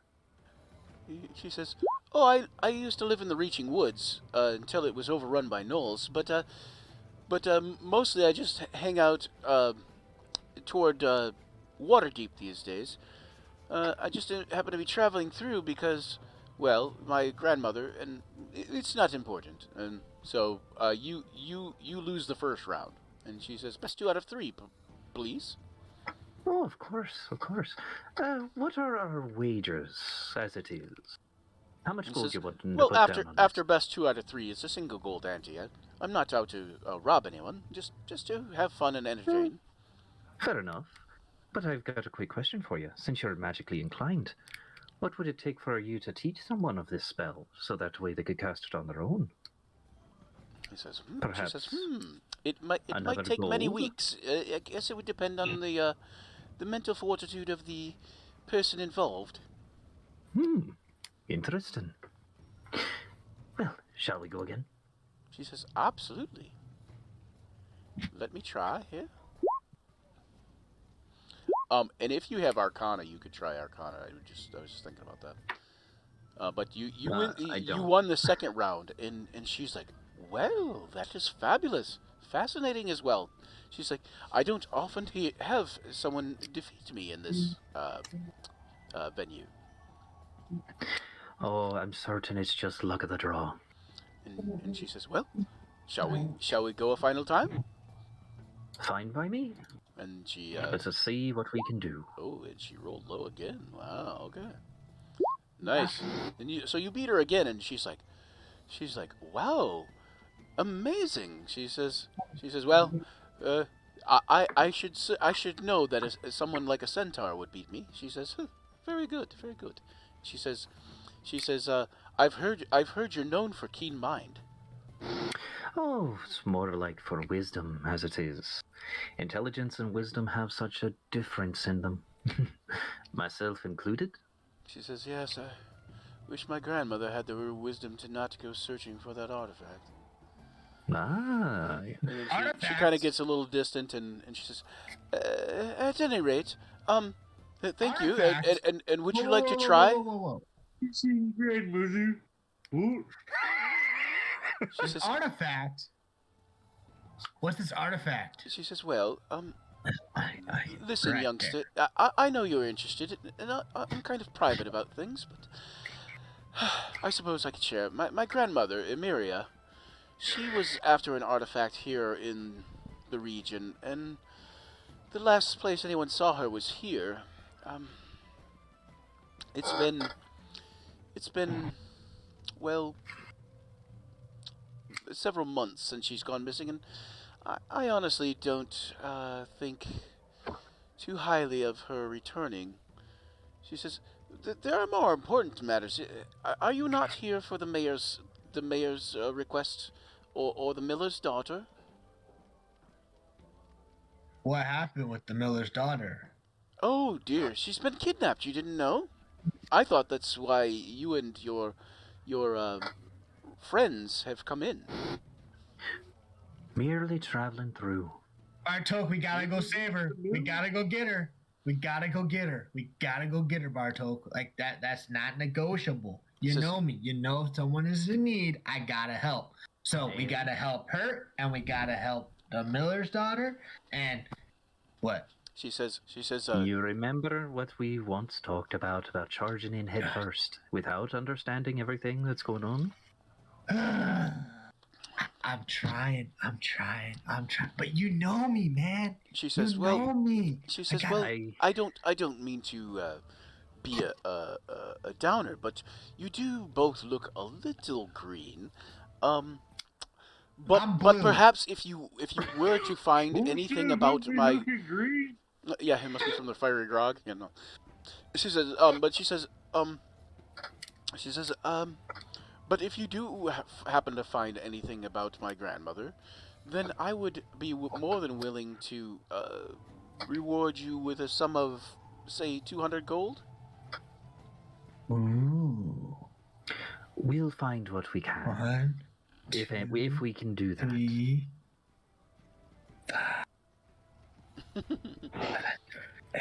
That's a lot of gold, guys. And she says, she points over to this table over here, where the mayor is standing, and she says, the miller and his wife are talking to the mayor now. She says, seems it was goblins. Oh, goblins. Ooh, they fly far. I've had quite a few interesting conversations with goblins before. Maybe we could get this resolved a lot easier than what we're thinking. Okay, so, what do you guys over here at the bar? I'm assuming you guys are eating, like some of the food that you guys were brought. And if you sit at a table for any length of time, the barmaid, will bring you over your food. It looks like Luther's kind of like sitting at a table watching the merfolk. And so he'll get like a big chunk of, like salt pork and, some fish and, fresh fish, fresh caught fish. This is a very good harbor. Very good lake to pull fish out of. Anyway, so, and then it looks like you guys went over there to sit down with Luther. Are you guys going to do anything while you're over there?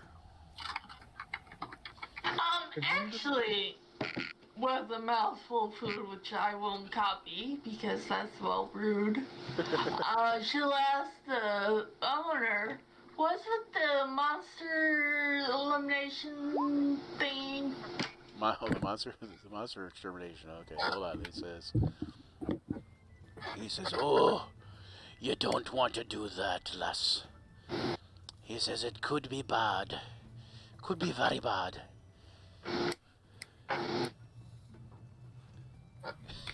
Are you going to ask him anything more about it?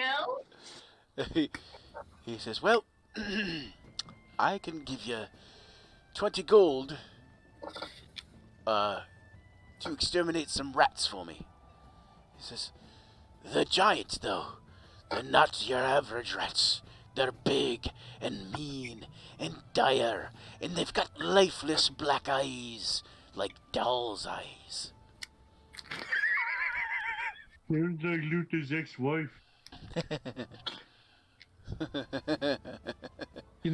I'm not too interested in rats, but could be, maybe. They don't sound too hard. 20 gold can give me a few meals, but I have to share with this lot. He says, he says, well, I would give you 20 gold apiece. Oh, a piece. Oh.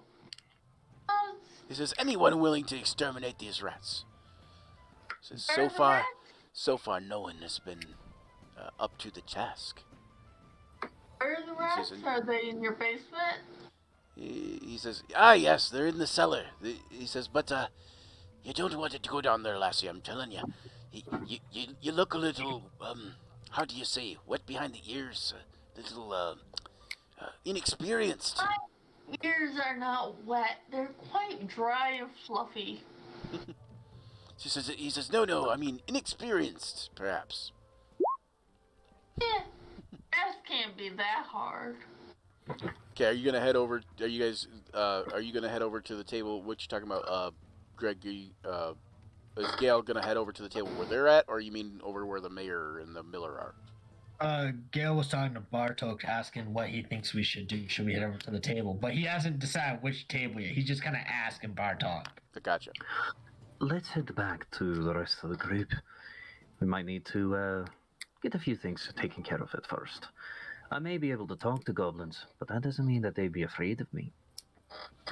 Apparently, but Gale has a little trouble with the common tongue of centaurs, and he thinks your name is Bartok, so he thought he realized it was Baroque, but then he thought he'd fix it.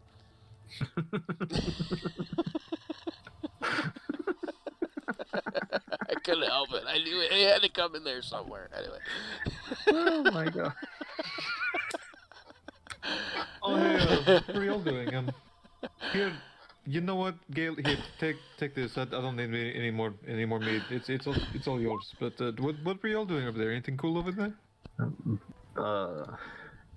He beat an elf. He beat the elf. Just winning an extra gold. Yeah, you win an extra gold there. Yeah. Or so yeah. Nice. So yeah, an extra gold. Yeah. Sorry. Just earning myself a little extra gold, finding out some word on finding some more. A little magic along the way, as well as a little bit of my own. So what all of you been doing? I understood that apparently one of you, two of you, possibly even three of you may have won this Fiery Grog challenge. How many of you got room and board for the night? Like me mom's cooking. I got room and board for everyone, so I did the best. You see Arctic is kind of a little not wobbly per se, but a little loosey goosey kind of, like just kind of like like really chill, Chunks of potato like on their plates. Yeah, they have like some bread, they have some pork, they have some potatoes and veggie type things. And let's see, and everybody has a hunk of cheese and a mug of ale too. Gail looks over at Melvin. Melvin, can I get a potato, please? Just a chunk of it. And I'm sitting here shaking my head, and I just take everything that's not meat, and I kind of push it toward him. I'm like, here you go. It's fine. I don't eat this anyway. It's all yours. Baruch's gonna quickly up and swipe up a carrot himself. Just gotta crunch on it. Hey, get your own. We all get free food here anyway. Get the waitress to come bring you some. Oh, aye, we all get free food, but unfortunately for me, I'm not going to be bored in here now, am I? Well, I mean, we're never bored as long as we're all together, so... 4 legs don't necessarily go upstairs very well, my friend. Unless there is a point to it. I hear they have a very nice stable out back. Why am I... Yeah, aye. So I'm pretty sure you wouldn't mind sparing just a wee bit of food for your friend. You know, there are 2 other plates here. But sure, you know what? Here is a carrot. Here is a radish. Would you like my cheese too? And I can also give you my firstborn while we're at this. I was gonna say, as you guys are talking, a barmaid comes over and she sets down food for the rest of you too. So. Arctic catch. Luther just quietly reaches over and offers the potato, being just Luther. Yeah, I was going to throw a potato at you for you to catch in your mouth. Sure, why not? Open wide. So that whole legs thing, you could also be like, the going up the stairs is probably easier than going down them, right? Yeah, I don't know if any of you. I don't know if any of you have grown up on a farm or anything, but if you've ever tried getting cattle to go downstairs, it's like herding cats. At that point, it's actually impossible. Yeah, Cows cannot walk downstairs. Yeah, now, horse can. Yeah, but so that's why you have a ramp. That's why you have a ramp. Yeah, cows will. It'll not be pretty, and they won't usually do it at all. But where did cow tipping come from? walking down the stairs. I didn't know That's that. I didn't know that. I just knew that cow tipping is fun. Anyways, I don't know it's if it came cruel from and down the unusual, stream, but those you they know, tip. it's fun. But no, anyway. So It's actually also why you probably won't see Baruch drinking at all, except for water. you don't want to get horse tipped. Is that? Well, it's pretty much like this. If he falls over, there's not very many that could actually drag him. He weighs Yeah. over 300 pounds. Right. Yeah, I would imagine he probably weighs quite a bit. Okay, so That's like if the Loxodon of the party gets drunk. That guy's staying there until he comes to. there's a bad pun right there, or something Yep, like there the, is. the drunk with the trunk. I don't know, something. Anyway. All right, Oh. so when you guys go over there, are you going to talk to him? Is Gail and Baroque going to talk to the others about the miller or the missing grandmother? Yep. Gail is going to look at Baroque and kind of like side glance it, see if he's gonna say anything before he like spills it out, because he already got told not to do it once, so he doesn't want to do it again. Baroque just kind of nods and says, "Go ahead, Hale. I know you're waiting Awesome. for it." Awesome.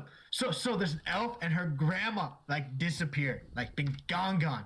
But she's offered 200 gold to get some artifact. I don't know what the artifact is, but it's an artifact, and it's like I don't know. But her grandma's looking for it. And then apparently the miller lost her daughter, or his daughter, or whatever, and it disappeared. And the mayor's like offering some money, but I don't know what's happening with that. But yeah, they're up there on the banister thingy majiggy. But we should walk up there and talk to him. The tavern is also, they're dealing with a rat infestation. So how much money are they offering to rescue the daughter or the grandmother, or is it a daughter that's a grandmother, or a grandmother and her daughter? What's the situation? Elven grandmother lost looking for an artifact. Last whereabouts were around here. Miller's daughter stolen, kidnapped, possibly by goblins. Not exactly sure how much money there would be from the mayor for the reward, but the elf is after for a missing grandmother. Melvin, you're talking at a regular tone, right? Pretty much. Yes. Okay, you notice this grumpy looking dwarf over here, and he kind of leans over and looks at you, and just kind of gives you this weird stare, and then he says, "Every grandmother is a granddaughter, you ninny." What's that? A mill? You know, sir, you are correct, but this is not my first language, so... Alright, so produce it's flame in my hand. 200 for the granny. For all of us or for each? 200 total. Total. Plus, if we end up finding the grandmother alive, well, it would certainly warm your hearts a little bit. But if we didn't find her alive and we instead found an artifact, well, of course, there would be a finder's fee. And it would be irresponsible for us to leave such a powerful artifact that claimed the life of a dear, treasured loved one. So we too also, as It does get us more than the rats.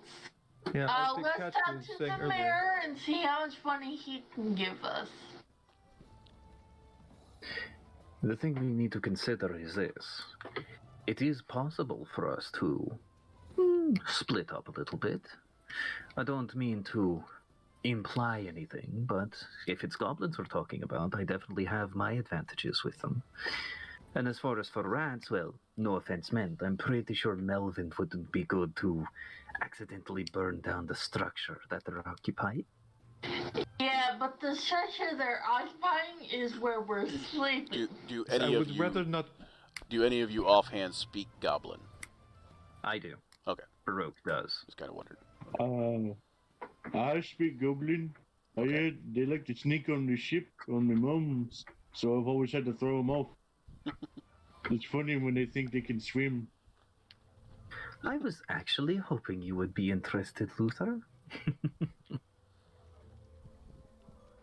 Yes, I understand that you think I would be good to take care of the rats. However, they're in the basement underneath it, and I would rather not burn down this No, establishment. that's what Baroque was saying. He's saying that Melvin would not be best suited Oh, okay. for Makes sense burning then. down the structure that the rats are in. Like, do we know how big these rats are? Can we pick them up and throw them out? So Or he said that they were very large, extraordinarily large rodents. Rodents of unusual size, you may say. R-O-U-S. those were only in myth. ROUSs. Ale looks at his Luther feet said, "I and think goes. that's only a myth." Ale looks at his foot and goes, "Well, how big are they? Because normally, looking at his foot, a rat takes up maybe a half of my foot, maybe. So how big are they? Can we just stomp them, or can we pick up and throw them? That doesn't tell me how big they are, because I've only seen rats that are tiny. You said giant. Well, there's only really one way to find out. You have to go and look. I'll don't go whack some rats with a stick. Anybody want to come with me? I don't mean to be rude, but Arctic, how are you at catching mice?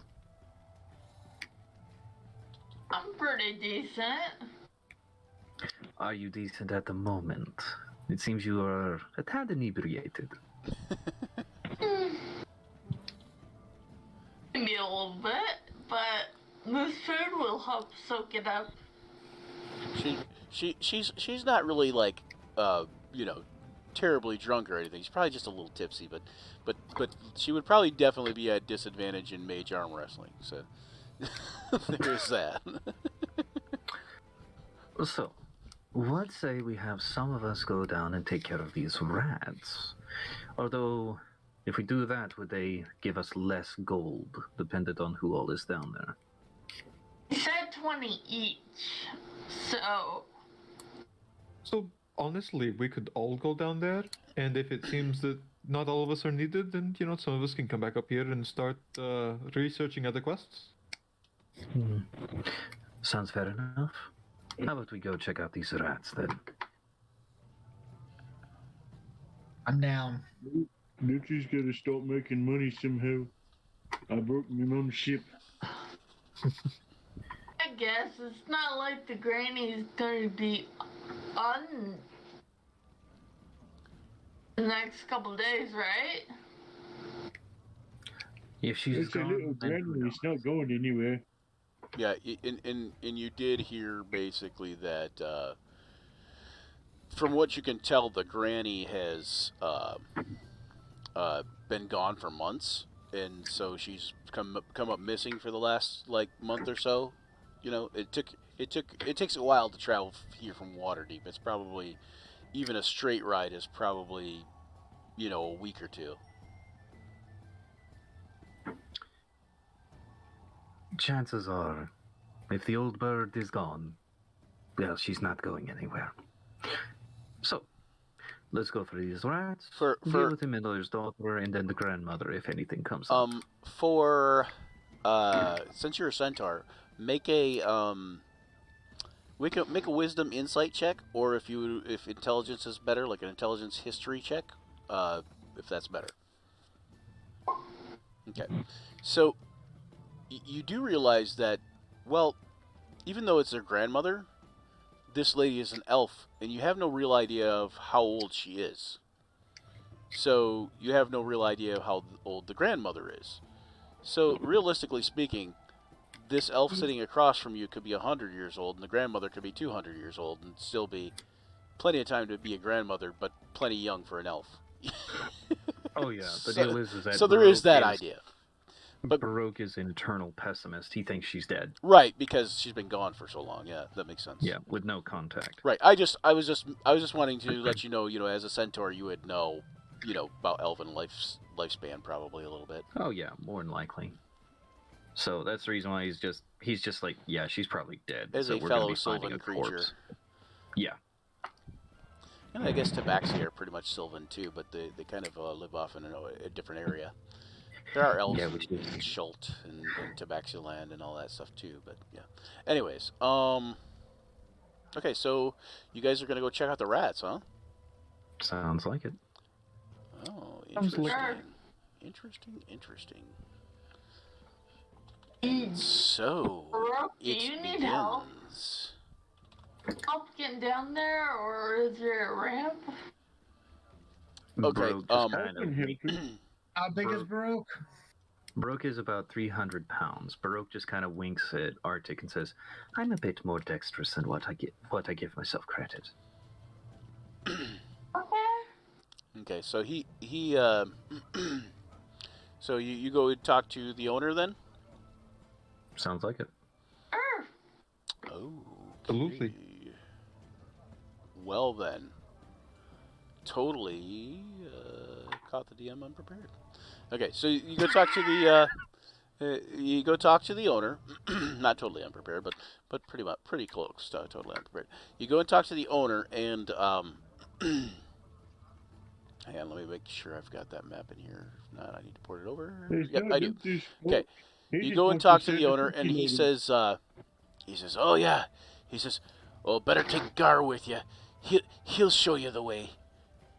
And he says, or perhaps Anver over there, and he points to one hooded figure or the other, and points to one in the back of the room toward where the mayor's at, and he's a dark cloaked, robed figure.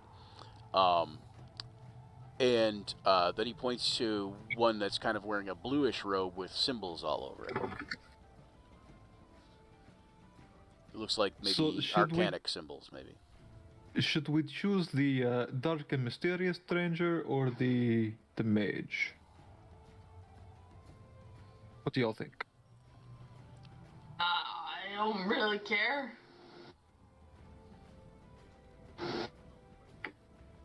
If the mage, I don't know. Luther doesn't know. He just gonna go stare at the fishy lady till y'all ready. Blue guy does match my eyes. Okay, If you ask me, we could use a couple more magical folks a couple more rather what? than a couple Mage more it is? magical Okay. folks Okay, in yeah. our little group than anything else. All right, so he says, the Toftir says, duly noted, and he says, Anver, come over here and show these guys the cellar. Show them the big rats with the dire eyes. Oh, just scary they are. You know, and anyways, so they basically they take you to a cellar, Anver included. Hang on, let me go there to the cellar. Is the cellar there? There we are. Okay. Okay, you probably are on a black map now. Yes? No? Maybe? Yep. Okay. Yep. And we will zoom in a bit. And Anver will kind of lead the way a little bit, just because he knows the way around the cellar, and he's a local. You know the way, my brother. And so Anver, Anver introduces himself, and he says, "The name is Anver Stillflame." He says, I hope I can be of assistance to you." And you guys are all here on the map. Let me drag you to the table. Oh, where'd you go? Oh, there you are. For some reason, your guys' group thing closed up on me. Oh no.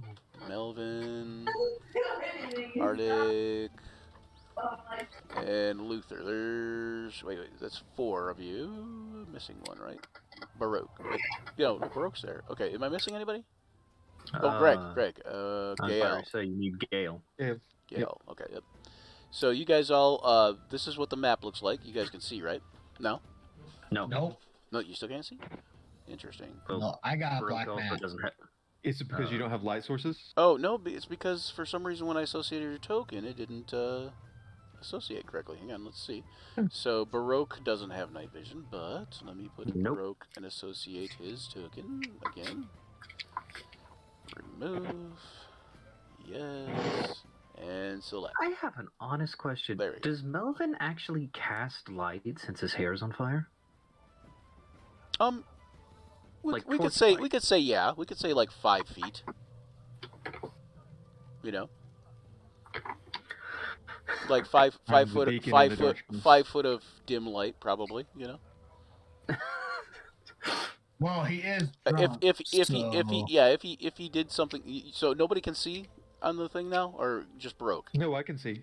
I Okay. can't see either. Okay, so Gale can't see. Hold on, let me reassociate Gale's token. Where is I'm Gale? completely blind. Baroque is still? Yep. Oh, I've already associated your token too. So that's weird. Hang on one second.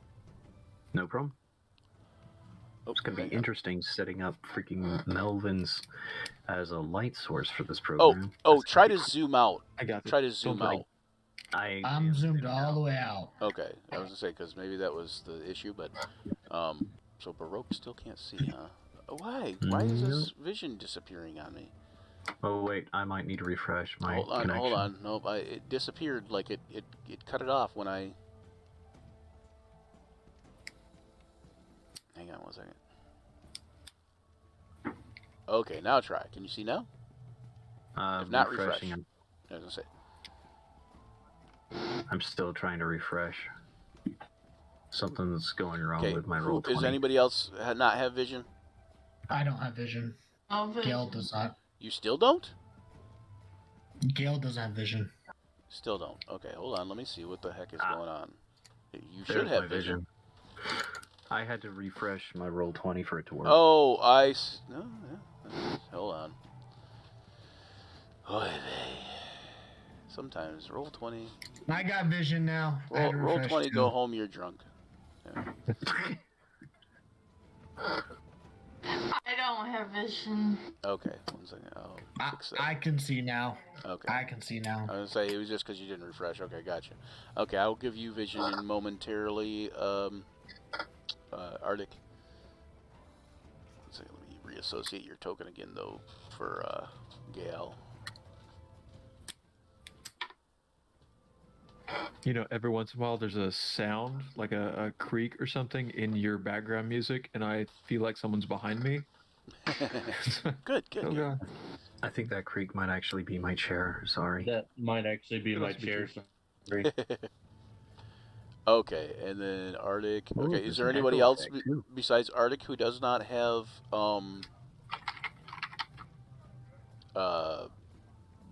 you know, what you call it? Vision. Vision, yeah. I have dark vision. No. Is there anybody who doesn't Can you have see vision? the map? Can you see the map? Anybody who I can see doesn't that. have vision?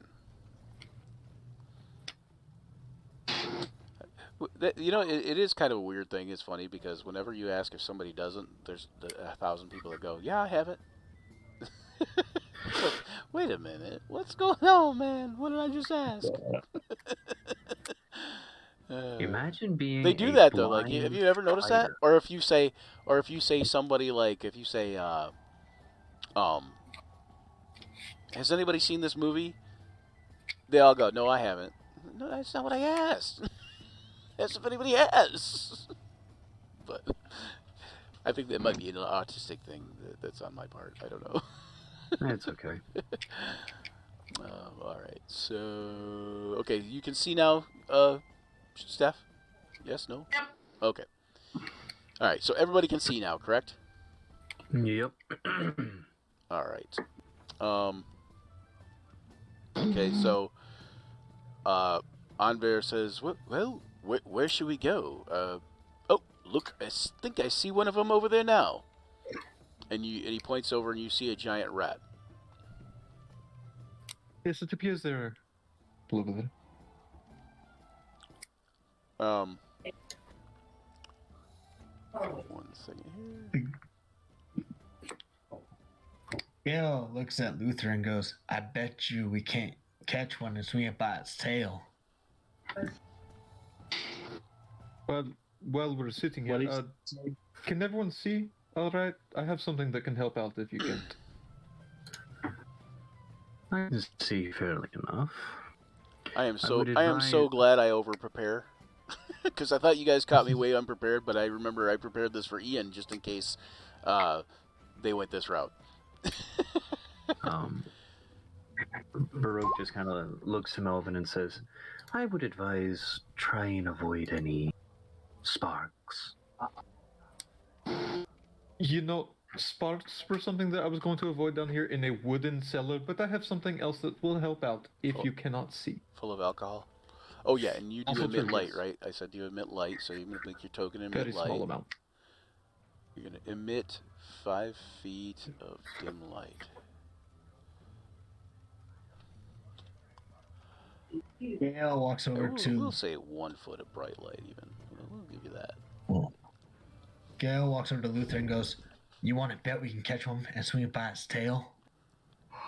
By raw, just anybody watching, by raw, Genasi do not emanate light, I don't believe, you know, even if they have the flaming hair. But so I just want to put that out there. Raw as rules is written. So but in this Genasi does for sure.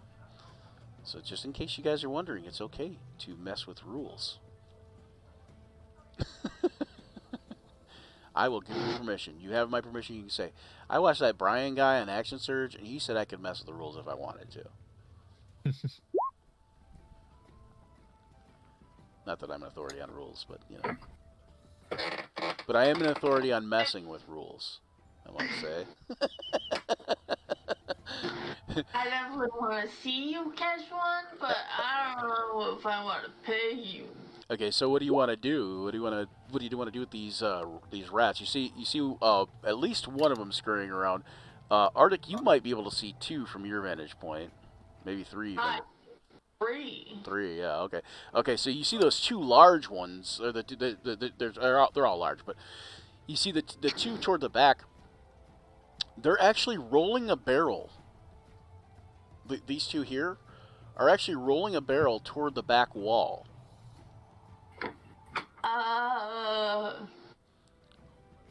That doesn't look right.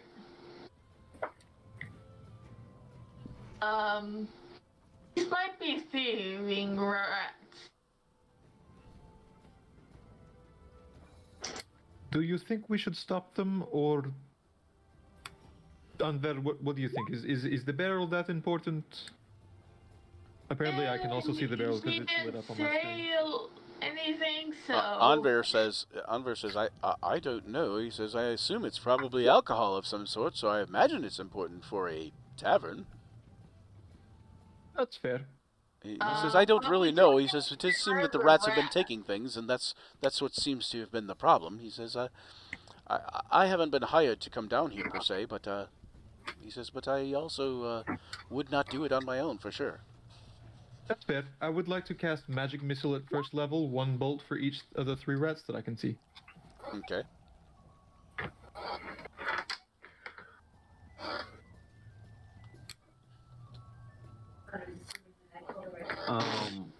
While he's doing that, could Baroque move over to here? Yeah, well, and before and go ahead and you can move up to your movement. And Baroque's going to do a hide action. Yeah, that's essentially where you're at. You can see over here is a stairway that looks like it goes to like a sub cellar or like a root cellar. Right. So go ahead and use the hide action, and then everybody, who are you magic missiling, Melvin? The 3 rats that I'm able to see, this one, this one, and this one. Okay, yep. So go ahead and roll for the other 2 missiles. Okay. Okay, so you roll for each one on yours. Yeah, yep. You gotta do it individually. Well, that's just terrible, and that's very nice.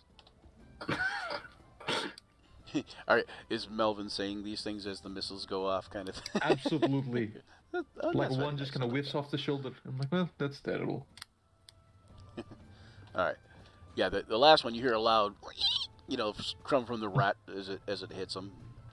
Anyway, so okay, so then everybody roll initiative, but you all can either move or get in a. Well, I've seen Arctic already moved, so Arctic and Baroque moved. And Melvin did a magic missile. Are you going to move at all, Melvin? Oh, jeez.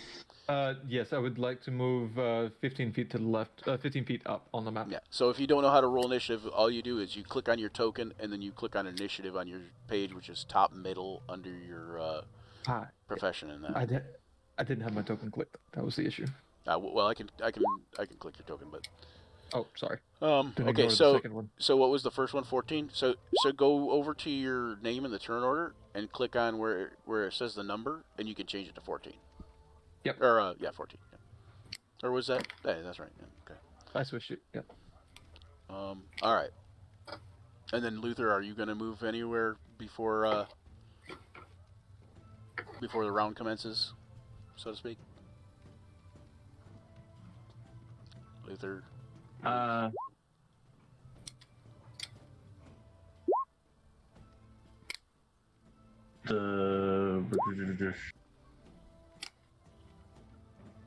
gonna try and.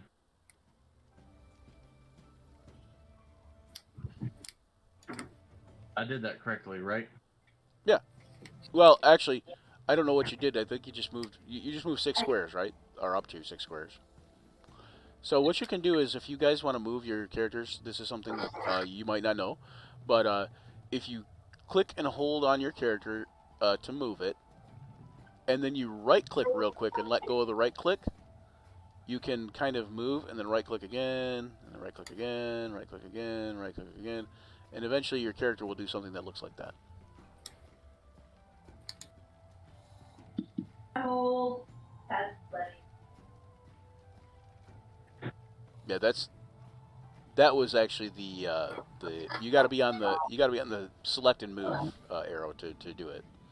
And then you left click and hold, and then you right click once real quick, and a yellow arrow will appear.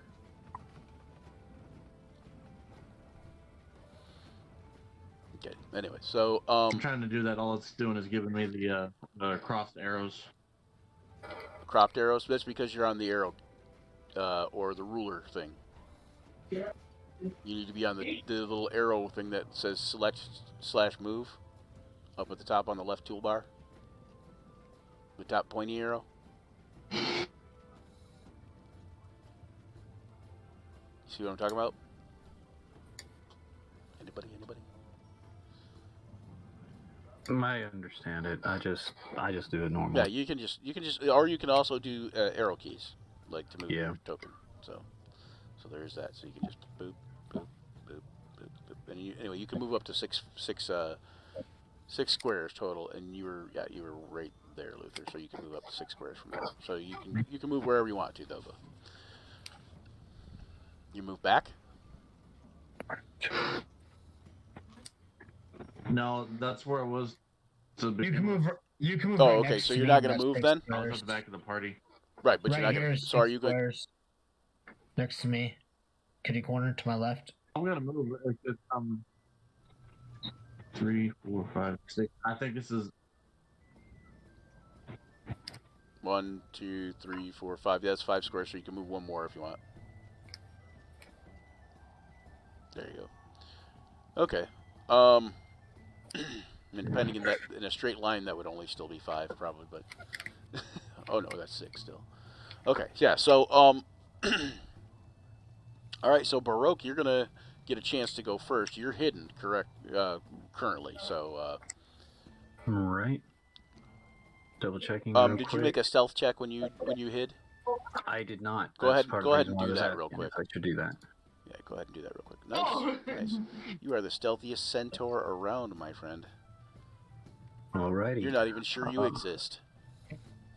With that, Broke is actually going to move up here instead, trying to get within range of some things, but at the same time, I don't have. This is not short bow range, unfortunately. This is more or less dagger range, but still, yeah, just kind of like keeping track, moving in if need be, and that's end of turn. EOT. Okay. Not gonna throw a dagger or anything. Not yet. No. Okay. All right, Melvin. I would like to ask you for a wisdom save from this front rat, please. Ah, okay. As I cast Toll the Dead. Boom. Boom. All right, Toll the Dead for the rat. The rat. Rats. Big rats. Okay. Wisdom save, which they don't really have any proficiency in, so it is a 12. They're not supposed to be at advantage. Why are you at advantage, rat? It's actually just you haven't set up the toggle. Yeah. It should be because it's supposed to default that way, but it don't. It doesn't always work. Both rolls failed anyway. So. Yeah, I but 12 I is just 12 always is the do ones that left rolls one. first. So whatever rolls first is what I go by. Yeah. And since he's already been damaged, he takes 7 necrotic instead of 1. 7 necrotic. And who are you hitting? This one here, correct? The front one, yes. And you see him like kind of squeal and keel over. Nice. As he kind of withers away to nothingness. Well, withers away into a corpse. Turn and finger gun and there. That's how you do it. End of the turn. Okay. And then this giant rat, he begins pushing the barrel still. Let's see, 1, 2, 3, 4,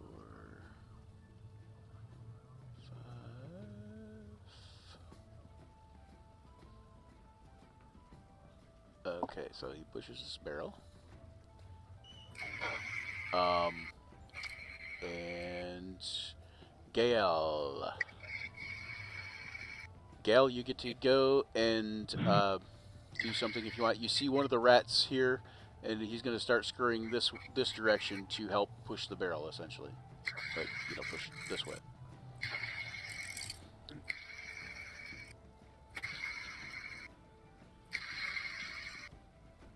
Greg, can you hear me?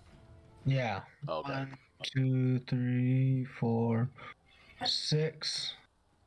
So he's right there. Yep. And I will. Does anything have reach? Does Javelin does not have reach, but you can throw one. Yeah. It does have thrown. So I have 2 javelins. And I will throw one at him. How do I roll to throw? So on the middle of your page, it'll say javelin, and you already did. So you got a 7 and a 10, but we'll go with the 7 because it was first. But either way, both would miss, I believe. Yeah, both would miss. Yep. But yeah, so then if you want to click the damage on that, if you go down below where it set the 7 where it says javelin, and it'll highlight it red, and then you can click on that and it'll roll damage. But it doesn't do any damage in this case, obviously, because didn't hit. All right, so Al, you gonna do anything else? Got anything else that you can do, really? I don't know. You could action surge. Sure. Oh no, you can't action surge because you're not a fighter. You're a barbarian. Okay, gotcha. I can't rage yet either. You can't rage? You can rage whenever you want. Is that not till level 3? I thought you can rage at level 1. I can rage, but I only have so many charges. Yeah. It's a bonus action to rage, but you can use that to rage if you wanted to. And it lasts for what, a minute? Yeah, 1 minute. Okay. All right. So that's it for. So he's steaming, but he's not raging. Yeah. He's like seething. You can tell he's kind of peeved that he missed that throw from that close. Okay, you see this rat take off and run over to where this other one is. And this one is dead, so we can just mark him off the turn order. And then Arctic Scarf, what would you do? All right. Run over here. And okay, just range. I am going to ask that bottom one. Wisdom save, please. As I am going to call it a nasty vermin. Nasty vermin. And it fails. If it attacks, there's a disadvantage on its roll. Right. And attacks against it aren't at advantage, are they? Or is it's just disadvantage when it attacks, correct? Its attacks are at a Yeah. disadvantage. Right. We lost Zach. I was going to say, I thought that the next attack against him was at advantage, too. But, oh, yep, there's Zach. That's okay. Zach at least pops up in the same spot. When he goes offline, I don't know if it messed up the cameras. Nope, it didn't. Yeah, so I've got him in the same spot, which is really cool because he's got a little avatar icon there. So I'm like, okay, that's good. That'll work. And it's the avatar icon of Zach, so you know. All right, so is that it for Artie? Okay, and Baroque. It's actually Luther. Luther's not even on the turn order. Yeah. Because he fell out of the thing, or because he I don't know what happened there. Hang on, let me go look, because he must not have been in there. Control U. He's on there. He's listed as 0. No, I just put him on there. Oh, okay. Oh. That's why he's listed as 0. But did he roll? Is what I'm looking for. I did not. Oh, you can hear me, Zach? I forgot. Good. Roll a d20.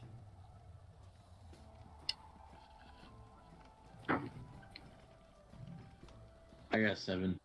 7. Okay, and what's the dex on Luther again? 1 second here. Luther's dex is +2, so or initiative +2, so 9 altogether. Yeah, that's good. Good that you told me that, because you should actually have gone already. But I'm trying to. All right, so let's take a turn for Luther real quick, and then we'll just skip past everybody else and jump back to Baroque. Righto. Go ahead, Luther. What do you want to do? The thing wasn't working right.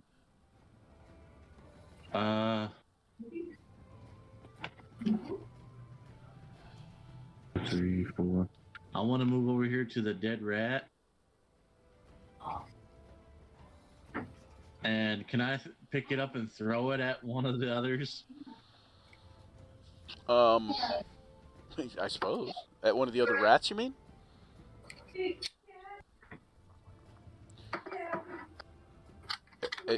Is that what you're asking, Zach? Zach, we're having some failure to communicate here. Hello? Or to Zach? Can you hear me now? I think I could hear you before, but I didn't hear if you were saying anything, so maybe I wasn't hearing you. I don't know. Yeah, so you want to throw one of the dead rats at the living rats? Is that what you're saying?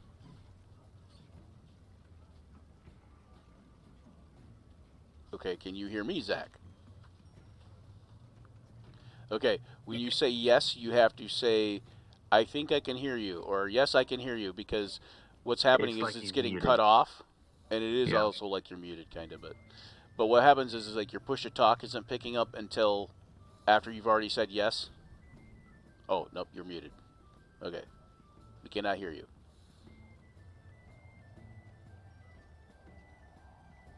Anyways, yes, you can. So what you'll do is you'll just make a regular thrown attack roll if you have a thrown weapon you can use.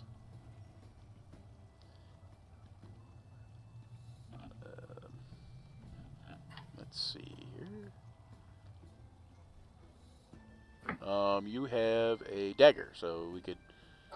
Oh wait, that's not thrown though. I think he's wanting to body the rat. Yeah, itself. Yeah. So what I'm thinking is just make a dagger throw, because you'd be proficient. You're proficient, considered proficient unarmed, right? Zach, you improvised might have to weapons. Leave the call and join back in and double check on your connection, because it is like your microphone hasn't connected at all. Oh yeah, actually here, let me do this. Also, make sure that you're. Let me try that. I just move him, because sometimes that'll do it. Yeah. Okay, animal handling. Yeah. Well, you can use your animal handling to throw a dead rat, I suppose, but it might give you a better idea of how to throw it. Yeah. So go ahead and roll a d20, anyways. Hear me better? Yes, we can hear you now. You're still not on camera on my end, but we can hear you at least. It might be because of the fact Roll20, he's got his camera listed as on and paused, so Oh, it's in Roll20? prioritizing Roll20. Yeah, I just noticed that. go to your settings in Roll20, the upper right hand thing, the gear on the upper right hand of your chat window, and then you're going to go down to where it says audio and video. And for audio video chat, you're going to put others can see or hear none, and I can hear or see none. And then hit reconnect. Yeah, I don't know. I hope you got any of that. Hey Brian, the chat is asking what class Luther is. They missed it earlier. in the Barbarian. introduction. He's not. Is he barbarian? Fighter, I think. Gale is barbarian. Yeah. I'm looking. Hold on one second. I think Luther Well, might that doesn't be mean fighter. yeah, but I don't somebody know. being barbarian doesn't necessarily exclude somebody else from being a barbarian. He is also a barbarian.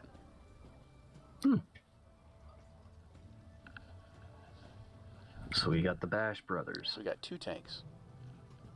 See, you guys thought you were gonna be just totally squishy group. You'd be all right. just send the meat shields in for. This is why Baroque is doing the sneaky sneak. All right, so I'm gonna roll a d20 for Luther. Oh, you rolled a 1. Okay, that one that's a miss. So you pick up the rat and you throw it about, roughly, 30, 40 feet or so. But you kind of just wing it and it just jumps over here. Basically, it just lands over that way. All right, so then the giant rat. We're skipping back to Baroque, right? Yes, Baroque. Yep. And Oh we wait, no, flipped, Melvin, right? Because Melvin's first. Well, Baroque would go before me. The order got flipped whenever we went through here. Okay, here. Yeah. So let's add in a dex tiebreaker. What's your dex, Baroque? My dex is 18. There you go. I figured that would do it. And then Melvin, what's your dex? 11. There That we beautiful go. 10 armor class. There is actually The a dex GM tiebreaker on thing the thing, yeah. It's doing the same with me and the rat. What's It that? moves me ahead, then moves me behind, because we both rolled 12s. Yeah, but your dex is higher than the rat's. I'm almost positive. Well, maybe I think not. we rolled 20. What's your alternate dex? every What's your round. dex for Gale? 17? Yeah, the rat's is Dex, 15. Dex, So. Dex is 13. No, he beats me. My Dex is Oh, 13. the rats actually beat you. Okay. Here, we'll just do that. Yeah. Bloop. Anyway, we're cheating. We're cheating now. Anyway, okay. So yeah, Baroque, it'd be your turn. All right, Rogue's Just gonna come. seen Luther go pick up a dead rat and chuck it. Yep. I'm taking it. I just now see these two, so. Yeah, and right now Zach is out of the thing. Hold on 1 second. He says his phone's died. He's got to come back. Yeah, that makes sense. Okay, so do me a favor, for anybody listening, Queen, maybe? Queen, can you jump into the chat just to put everybody's placeholders back in the right spot? Oh, wait, we'd have to change your name to Z Queen, wouldn't we? Yeah, just jump in and we'll put somebody in the right spot. Okay, there you go. Now, you are in the right spot still. Okay, cool. Awesome. Right. Thank you very much. I did not mean to click my short bow because I was trying to check the range and accidentally clicked it because I already know that the short bow is out of range for this. Looks like your short bow is 80 or 320. Yeah, that's the deal. It's 80 to 320, and they're only like 50 feet away. Yeah, but 80 so that's is within normal. Yeah, 80 is within normal range then. Oh. Minimum range would be 5 feet. If they're within 5 feet, you'd be at a disadvantage. But if they're anywhere from 10 feet to 80 feet, you'd be at normal, normal shot. And then beyond 80 feet to 120, 320? 320 for a short bow. bow. So up to 320 from 80 would be from 81 to 320 would be disadvantage. All right. Actually planning on moving Baroque over to here. And eventually you could take crossbow expert too, which would of course negate the the 5-foot distance. If you were right next to somebody, you could shoot them point blank and not be a disadvantage. Yeah, but isn't that just for crossbows? No, it's for any ranged weapon, really. Oh well, whichever. It just gives the gunner gives feat. it to you with the crossbow expert feat, basically. Right. Pretty right. sure. Well, for right now, Broke's just slowly moving up, just playing support. Okay. So you're just moving up and kind of keeping an eye on them. Yep. Okay, when you get up there, you can see that there's a large hole in the back wall that they're rolling this barrel toward. Right. And Melvin, are you going to do anything? Absolutely. Can I get a wisdom? Sorry. Can I get a wisdom save from this rat on top? Is he within range for sure? He is. Okay. Let me go ahead and measure again. But he is 90 feet, yep. and this is well beyond that. 90 or 120? Yeah, okay. I don't All know right, why I so did wisdom save from the rat. Ratatouille. Wisdom. And they have such strong wisdoms. But I roll terrible anyway, so it don't matter. All right. So if the rat has already taken damage, he takes 5 more necrotic. Okay, you see that one wither up into a corpse. Right now, I'm just imagining.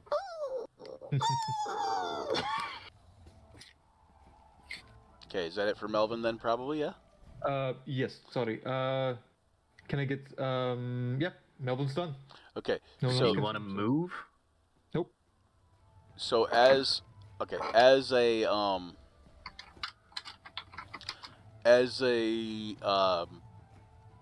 the next giant rat, he pushes the barrel. Oh, that one's dead actually. So it's Gale's turn actually before the next giant rat gets to go. So then it might be dead before he gets a chance to go. Anyway, but go ahead.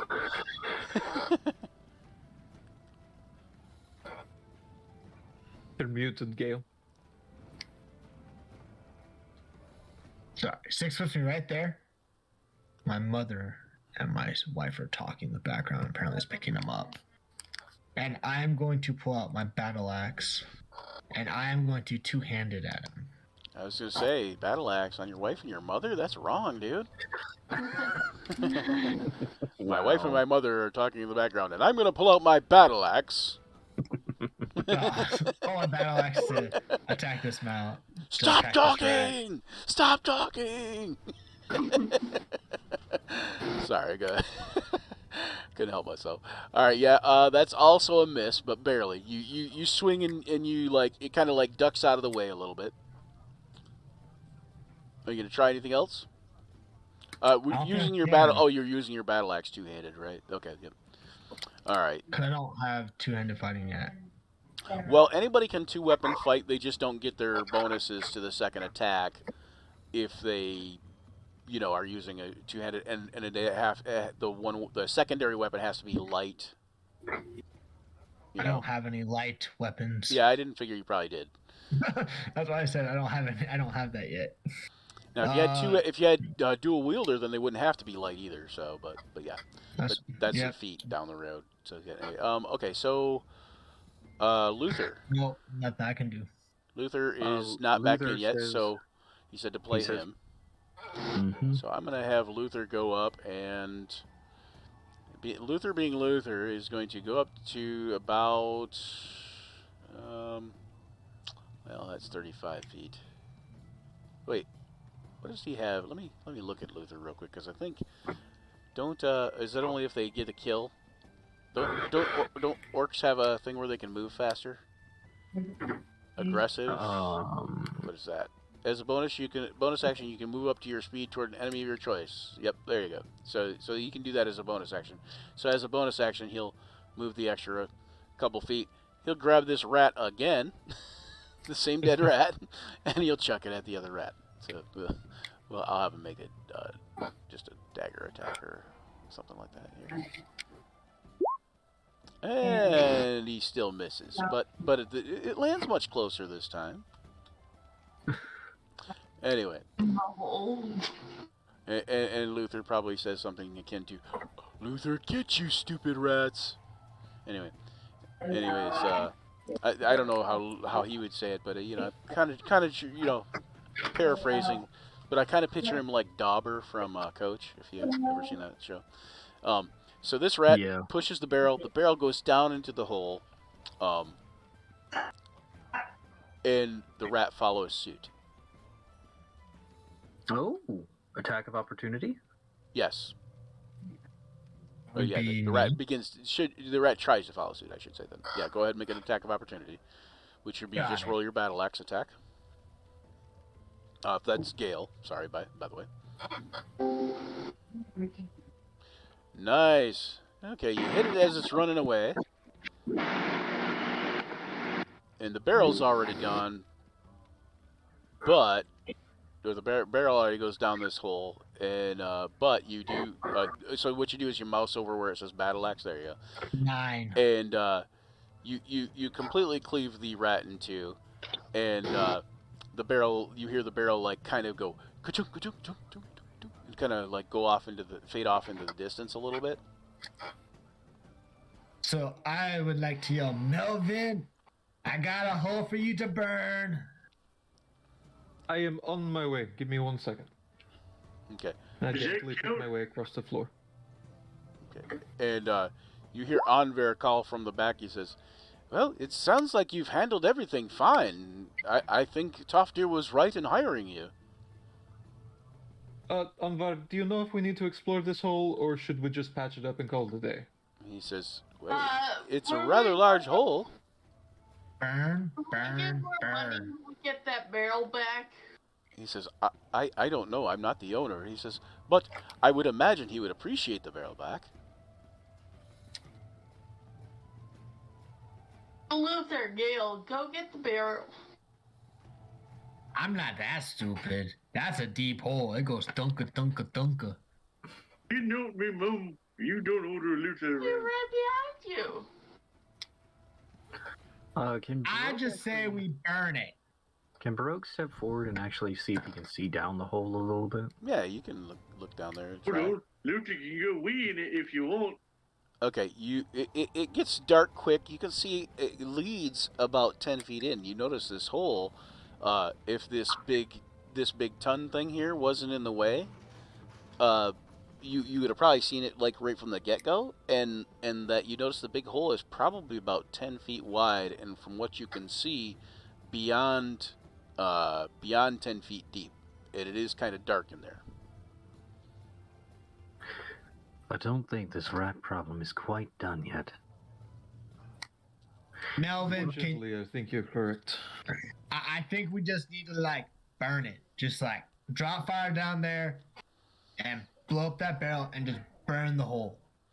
Gale, do you remember what that fiery group... I'll convince the owner to give us a little extra for, saving his inventory. Gale, do you remember what we talked about how alcohol burns, right? Yeah. Do you remember how we said that if you had it in a large enough barrel, it could make a big explosion? Yeah. Well, those rats just took a very large barrel down there. So I don't think we want to burn it. But it goes... Actually, that's a good idea. Maybe we should burn it and blow it up and explode the nest. And what if there is more than one barrel? Well, then And we boom, just blow boom. more nests. We'll explode And more. It just goes boom. We take care of the rat problem. What if there's somebody's grandmom down there? Well, then she's going to be a very crispy grandmom. Boom, boom. I say go boom. I say it goes boom. I leave it to you all. But I will say, there could be quite a bit more stock down there, and our reward might be a little better. I was going to say, when Anver hears you guys talking, he says... I'm doing it here for money, folks. When Anver hears you talking, he says, when he hears Luther say that about somebody's grandmom, he says, would you really think Silana's grandmother could be down in a rat hole? Oh. I don't know. He says, I don't know either. And he looks back at Arctic Scarf. He says, surely there's a reward for finding her grandmother. Hey, we should check this thing out. Let's go, guys. Come on. Luther, Gale, in the hole. So do you guys want to go in the hole, or you guys want to not Nope. go in the hole? No. Gale walks over and grabs the support of this barrel and just goes, I'm not going down. Nope. So what are you going to do with the support of that barrel? I'm holding on to it for dear life. Oh, just I holding don't want it. to go Okay. down the hole. Okay, I thought you were going to do something not very bright. Baroque Come is on, going Gale. to kind of gently back up to But the you'll hole. be Luther if you come down in the hole. Gale, we got people to help. Oh. He says, Anver says, come along. I will help keep you safe. Anver does. It's not the safety. Let's I'm jump in. talking about it. Go in the hole. Just before we go down, if there are lost barrels of ale down here, Gale, you might be able to have one for yourself. At that point, Gale lets go and runs and jumps down the hole. It's like, oh, ale. Gale like ale. Okay. You forgot about Luther owing him 2 gold. All right. Okay, 1 second here. Gotta do something. There we go. Well, so far so good. I am gotta say I do have some other obligations to take care of. I don't know how much longer we're going to go. Okay, well the window is supposed to be till 6 p.m. But Yeah. if you're not gonna make it till then let me just what time is your obligation start? Well, I'm already gone an hour later than what I was thinking. I didn't know how long we were going to go until. Yeah, it's always last always been 10 a.m. to 6 p.m. on all the auditions, just because the window and the setup and all that stuff. Right. But yeah, so do you how soon do you need to leave then if you're already an hour over? I mean, like now? Probably not too long. Okay. If need be, we could say like Baroque is going to go back up to tell what the evidence of what we found is. Okay, so Kinda yeah, get them out. we'll do that, and we'll have Baroque kind of head back up. But in the meantime, after we'll have Baroque like enter the thing just to see what he sees first, and then kind of go from there. Can Baroque renegotiate us some more gold? Maybe Maybe while he's up there, yeah. Okay, so let me put you guys on the map here. Anver will kind of lead the way once again. He's lit himself up in a sort of blue light. He's a blue light special. Okay.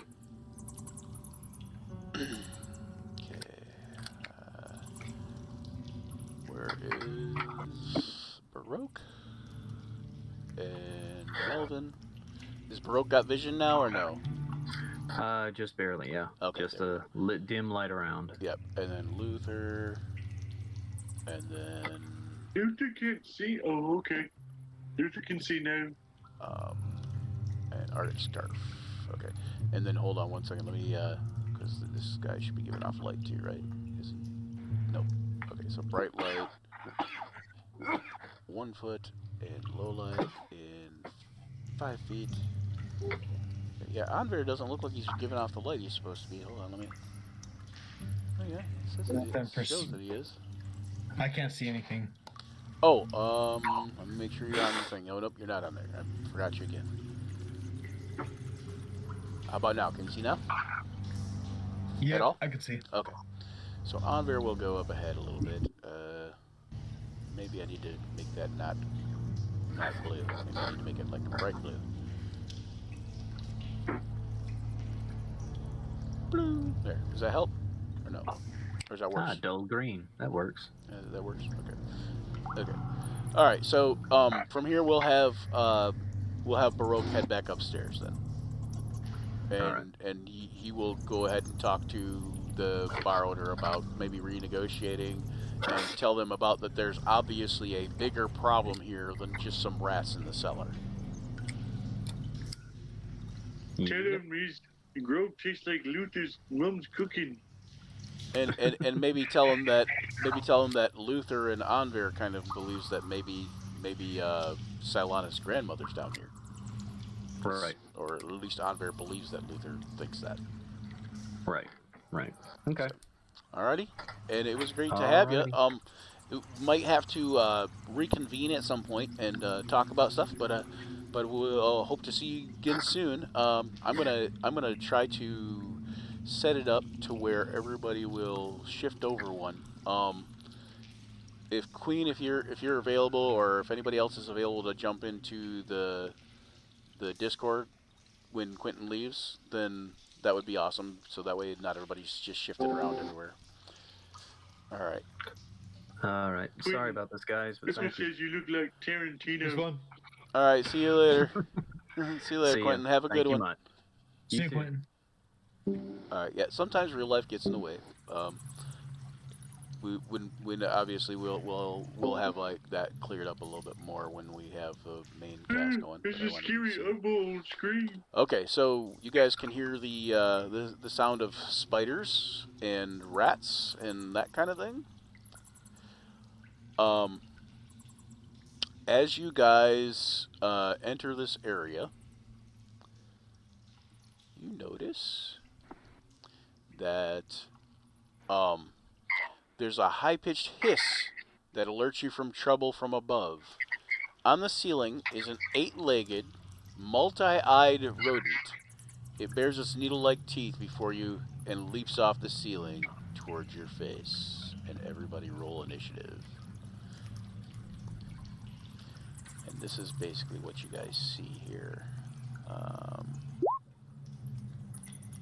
Oh no. Something Terrible like that. roll. Something akin to that. Oh. Interesting. No big deal, I'm sure. And then you also see 2 giant rats in here, too. Am I rolling incorrectly for initiative again? Did you click on your token? Oh, I did. Sorry. It's on the initiative order, from what I'm seeing. Okay. I don't. Oh, what the hell is that? Actually, your initiative should be 10. But okay, so there we go. There's 10. Unless you rolled up earlier. Nope. Okay. You want me to re-roll Did it? somebody click on somebody else's token? Maybe. Okay, hang on. No, don't re-roll it. Nope. You're at whatever it is. So again, there's no need to re-roll it. Oh no, I'm just trying to do it correctly. Okay, so you would do it off your character sheet normally, but yeah. So if people at home can see this, here, let me see if I can mouse over it. Oh, I can't. That's not the handout, is it? Do I have a handout? Guess maybe I don't. Oh. Anyway, okay. So yeah. I'm dumb. Okay, hold on one second. It doesn't represent anything at this point. Where you at, Spider Rat? Oh, because there. Okay.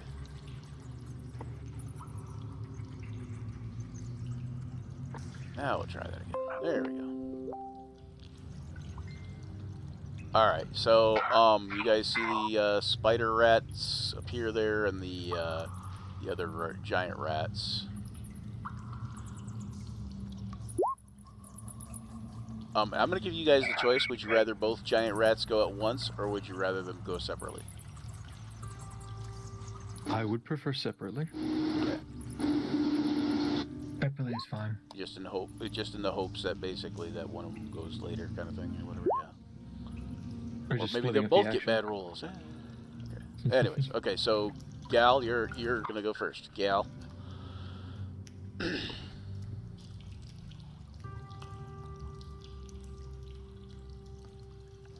Yes. No. You're muted again. Me? No, Oh. Gale. Okay. Where's the spider rat compared to the other rats? It is here. I don't know if you can see that far. Alright. It's faint with his light. Yes. Uh, Did I do? Here, let me me try this. Let me fix. Oh, your spider's on the DM layer. Oh, okay, that's why. That might be why. Yeah. No, he's not. He's right here. Is he? Oh, because I can see the 2 rats. I can't see the spider. You can't see the spider? Well, oh, okay, Can there you it see is. it now? Never mind. Yeah. Yeah, I'm sorry. It looked like it was part of the background. Yeah, he does kind of blend in pretty good. You don't have a token circle thing. Gotcha. So. I'm going to run up to the rat by Luther, and I am going to attempt to grapple it. Let me do this. I will get rid of that, and then that might make it brighter. I don't know. That works. A little bit. So I'm gonna run up to this rat, and then I'm gonna attempt to grapple it. Okay. Yeah. In an attempt to crush it or just grapple it. Grab by its tail and swing it around. Okay.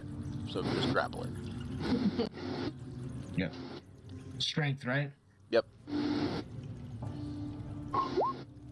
You could do athletics too. Actually, do athletics instead. Or actually, do you have athletics? We'll just add it to that 5. I don't know. I have athletics. Yeah. What's your Want me to athletics? just roll? You should be 5. proficient in athletics. I have +5 to athletics. So it'd only be 10. So yeah, okay. So you swipe at it, but you miss. Anything else you want to try to do, or? Can I swing at it with a hand axe, or no? I'll let you. Normally, grappling is an action on its own, but I'll just say you since you kind of just swiped and missed, I'll just say it's a free action that you were trying to take to grab it, kind of thing. All right, that's a hit. Yep. 4 damage. And so I'm gonna. Yeah, I want to chop off his tail. Okay. It looks like you were that successful burst. at chopping off a tail there. All right, and then Arctic Scarf. Alright, probably should've went wisdom first, probably, save on the rat spider by an abomination vermin. Oh, you know what? Did you guys roll initiative again? I thought I cleared the turn orders. Oh, you guys, I didn't clear the turn orders. Okay, hold on. You know what? Why don't we all just roll initiative again? Oh, actually, no, I can just get rid of the old ones, but I don't know which ones are the old ones, which ones are the new ones. Those are the old ones. They're both on there, though. They're both on there, though. So that's. So I rolled nat 20 plus 1. Arctic had rolled a 21. Yep. Spider was 19. Both rats were 6. Melvin was a 2. Baroque's not even on there. Oh, Melvin was a 2? Yeah, Melvin rolled a 2, and then Luther rolled a 16. I don't see Luther on the list. Oh, Luther rolled a 16 originally? Okay. Alright. And then this giant rat won't matter because he's not even there. This giant rat, that giant rat. Because once again, I had forgot to missing click a spider the token. rat. Where's the spider rat? Oh, there he is. Okay. Okay. I'm starting to think Luther's smarter than me. What did this? Control U. That's the end of round token there. Okay, so. Okay, so Arctic Scarf, what were you going to do again? Sorry, I didn't mean to interrupt. I call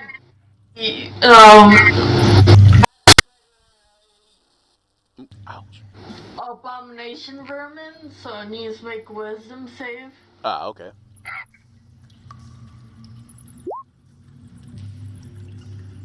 And it's fine. I don't do anything. It doesn't do anything. Okay. You just call it some names and it doesn't seem to care.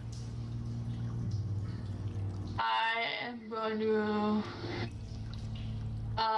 inspire Luther with a little melody on my flute. Alright. You got backlit. It must be pretty sunny behind you, it looks like. Look, you're getting dark. You inspiring Luther? So Luther, you'll get an inspiration dice. Okay, the spider rat. Let's see. 1, 2, 3. Well, actually, just 2. So, Luther, you're Did going to be 1 anybody, through 3. What? Did anybody move for Luther or anything last turn? He did. It hasn't got to his turn yet. Oh, It's his turn next, actually. But Luther, you're going to be 1 through 3, and then Anver will be 4 through 6. Does that sound good? Or you want it the other way around? I'm good with whatever you say. Okay, 1 through 3. And that means he's attacking Luther.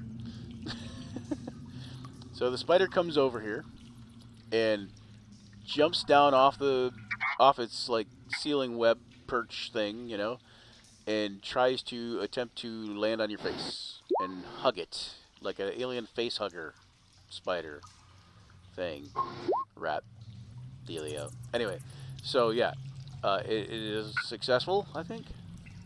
What's your armor class? 14, yeah, successful. And it does 7 damage to Luther.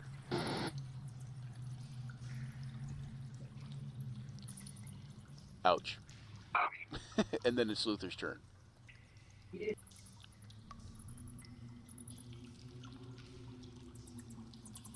One second, I gotta check it. Go ahead, Luther. What do you want to do? I am going to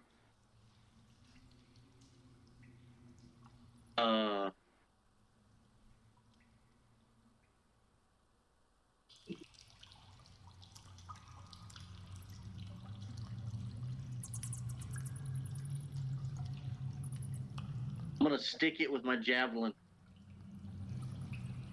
Okay.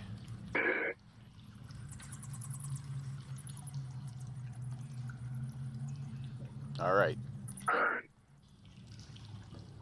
So go ahead and roll your javelin attack, or do you need me to do it? I'm coming through somebody's speaker too on the back end, by the way. I didn't know if... That's probably my... Oh, okay. Oh, yeah, that's me. I just realized I forgot to fix that. Sorry. It's fine. Go ahead and roll a javelin attack if you got it. D6 plus... So you just on your sheet you'll go to where it says javelin in the middle of the sheet, unless you can't get to your sheet. Oh, okay. And then you'll click on that, and it's a D20, but it's going to be a D20 plus. It's going to add in all your bonuses for you. And in the middle of the sheet, it should say javelin thrown and javelin melee, I think. Just says javelin piercing. Okay, so just do that because you're with a melee attack. So that's a hit.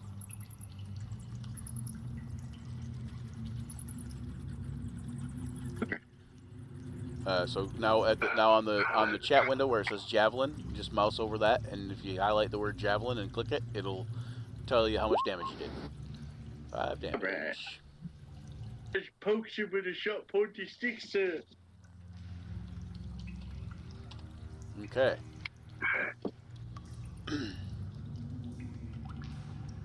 All right, and Luther, you took 7 damage, right? Yes. Okay, so is that it? That's it for Luther, right? As far as I know, that's all I can do. Okay, you Anver comes over here and casts this on you. And heals you for 5.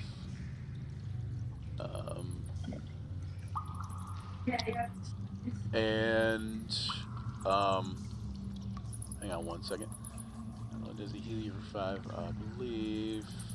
Hang on 1 second here. I just realized, was I supposed to wasn't I supposed to detach the face hugger first? No, you attacked it. Okay. So it's still hugging your face. It's just that, and right now you can't see, so you'd have technically been at disadvantage if it wasn't on your face. But okay. But yeah, usually you're at a disadvantage to attack them, but you're basically blinded and unable to breathe. So yeah. Sorry. Yeah. I want to look at this here.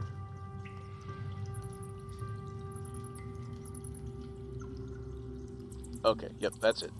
I thought maybe there was a way for him to, do something else. Well, actually, you know what? He'll quicken a spell, a cantrip, and he will cast Firebolt at the rat. Oh, it looks like a hit for 7 damage. One more stupid question. I'm sorry. Oh, I guess he would have been at disadvantage. Hold on, let me double check. Okay, that one wouldn't have hit. Okay, should I give it to him, guys, or no? You could say he was shooting at the other rat that. Yeah, is, okay, we'll just have him shoot at distance. the other rat. Yeah, there we go. Yeah. Give this one the back thing back. Oop, okay. Yeah, what's the question, Zach? I clicked on my character to do the health points. I forgot which circle is my HP. And then okay, so that kills this giant rat. Health points circle is going to be the green one. Thank you.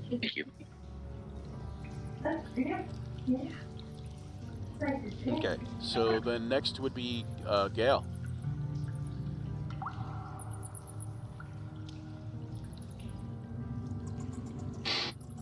So back to me. Yep. All right. So if I'm tracking right, he has the spider. Luther has the spider on his face. Rat spider. Yep. Takes a DC 11 to take off of him. Right. So strength DC 11. Can I stomp down on this rat? So I chopped off his tail and then grab the spider rat and pull it off of him. Yeah, you can try to grab it off as a free action. I'll let you do that. Well, I was gonna stomp on the one, then attempt to grab it and like fall back and pull off. You can try it. Go ahead and try it. Make an attack roll. Well, okay. So you can either make an attack roll at disadvantage and try to grab it off, or you can try to grab it off first, and then not get your attack. What do you think? It's basically like you're taking part of a free action. Basically, is what you're going to grab the thing off his face. But essentially, since you're concentrating on the thing on his face, you'd be kind of at disadvantage to stomp at the thing at your feet. Yeah. I want to pick up the rat's tail and then use it like a whip. Ow. Use it like a whip on the spider kind of thing? Yeah. Okay. It's not that long, but you can try it, yeah. Do you get a whip damage? Wow. What would that be? Whip would be a D. Go ahead and roll a D20. Yep. It'd be an improvised weapon, right? Yep. Well, yeah. So it'd be a D4, same as a whip. Yeah. All right, D20.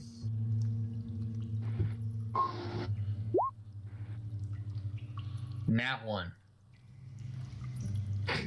Okay. This is just a makeshift face hugger for entertainment purposes. Yep. I can breathe through this thing. Nat 1. Okay. Yeah. You basically kind of fling the tail around and give it a love caress, that kind of thing. All right. So this giant rat is dead, and take him off turn order, and then this giant rat gets to go, and he tries to bite at Gale, and hits for 4 damage.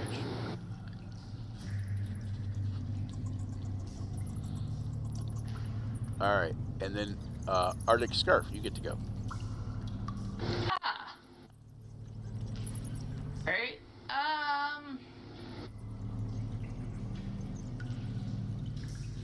I am going to say that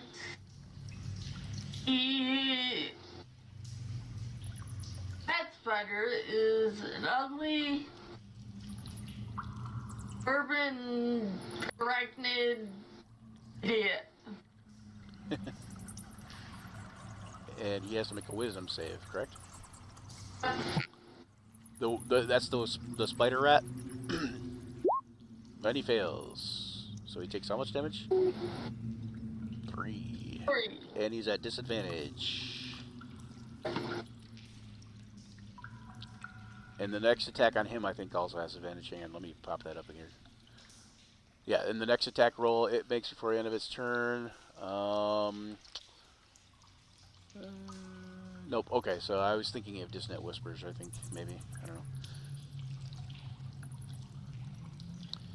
Okay. Alright, so, Melvin, you're on there twice, is under 2. So is Arctic and Gale, but they have 2 different initiative rolls on your initiative list. Oh, okay, hold on. I guess it wasn't Arctic's. Well, I guess it wasn't Arctic's turn. Oh, yeah, it was, because she's still after him. Okay, yeah. Okay, so, hold on. Okay, so it'd be, somehow we skipped you then, didn't we? No, they just went. Oh, yeah, twice. I just about skipped you, basically, so they just went before you, so that's fine. We'll just kind of skip Arctic and Luther on the next round through here, but you know what I'm saying. So go ahead and go for yourself. I would like to request a wisdom save from the spider rat. Yeah. Ew. That succeeds. Yeah. Nothing happens. Are you DC 16? You're under DC 16 or less or whatever? DC 13. Oh, yep. okay. Gotcha. Oh, sorry. There you go. Yep. DC 13. Okay. Alrighty. And anything else? Probably nothing else we can do, right? I'm going to step back behind Arctic. Okay. Throw some flame. Throw some flame. Can you do that? I don't know. Can you fire Genasi throw flame or whatever? Yeah. Okay. I wondered. I thought they might be able to. All right. If you produce flame, you can throw it. Yeah. Okay, Gal, what are you going to do here? Are you going to finish taking out that thing, or are you going to try to pry the thing off his face again? I'm going to finish taking out that rat. Okay.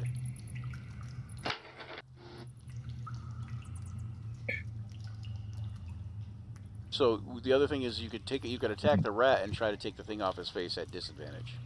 You know what I'm saying? Like yeah, I'll do that. Yeah. I'll attack the rat. Are you gonna stomp him? Yeah, let's stomp him. Okay. I'm gonna stomp him. Roll a d20 for that, or just a strength check? You can do a strength athletics check. I'll let you do that. Sort of like a push/stomp thing. Oh man, stomping at that rat and still missing. Man, you're rolling terrible today, Greg. I'm rolling horribly. You're gonna suffocate. You will eventually, yeah.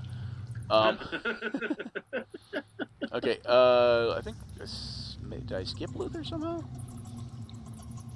Yeah, Luther. No, okay, so it was just because I did Arctic and Gale twice. Okay, so Gale is at 12 too, so there we go. Get him rid of that. I think the turn order is right now. That's what happens when you don't clear the turn order the first time. Alright. Alright, so Scarf, you did what now? Did you do anything? I don't know if you did anything. Oh yeah, you cast Vicious Mockery and it didn't work, right? Yeah. Okay. Alright, so then the spider rat gets to go, and he's on your face at disadvantage. Or no, Vicious Mockery did work, that's right. That's why he's at disadvantage. And he tries to bite at you while he's on your face. And it does not work. Oh, wrong thing. That's wrong. Wrong one, but he still misses because it was the 14. But just wanted to hit the right one. Alright, and then Luther. So you can pull this... Oh, I just skipped past you, didn't I? Oh, no, I didn't. Okay, so Luther, you can pull this spider off your face with a DC 11 strength check. Or you can try to hit it again. Or you could try to hit something else at disadvantage. Including Anver or Gael, who are very close to you. Does Luther want to punch himself in the face? At least Gael's out of your reach. You gonna punch yourself in the face? Okay. That seems like a Luther thing to do. I was joking. No, go ahead. Roll a hit roll. Roll a d20. Punch the spider, punch myself in the face. You gonna punch the spider? Yeah. Punch yourself in the face by punching the spider. You can try to do that. Okay, good deal. You only punch yourself in the face if you miss the spider. That's how the. How'd you miss the spider? That's a good question. You know what? Let's go for it. It's something stupid. Let's have some fun with this. I'm gonna punch the spider. I would give you advantage, except you're blinded. You know.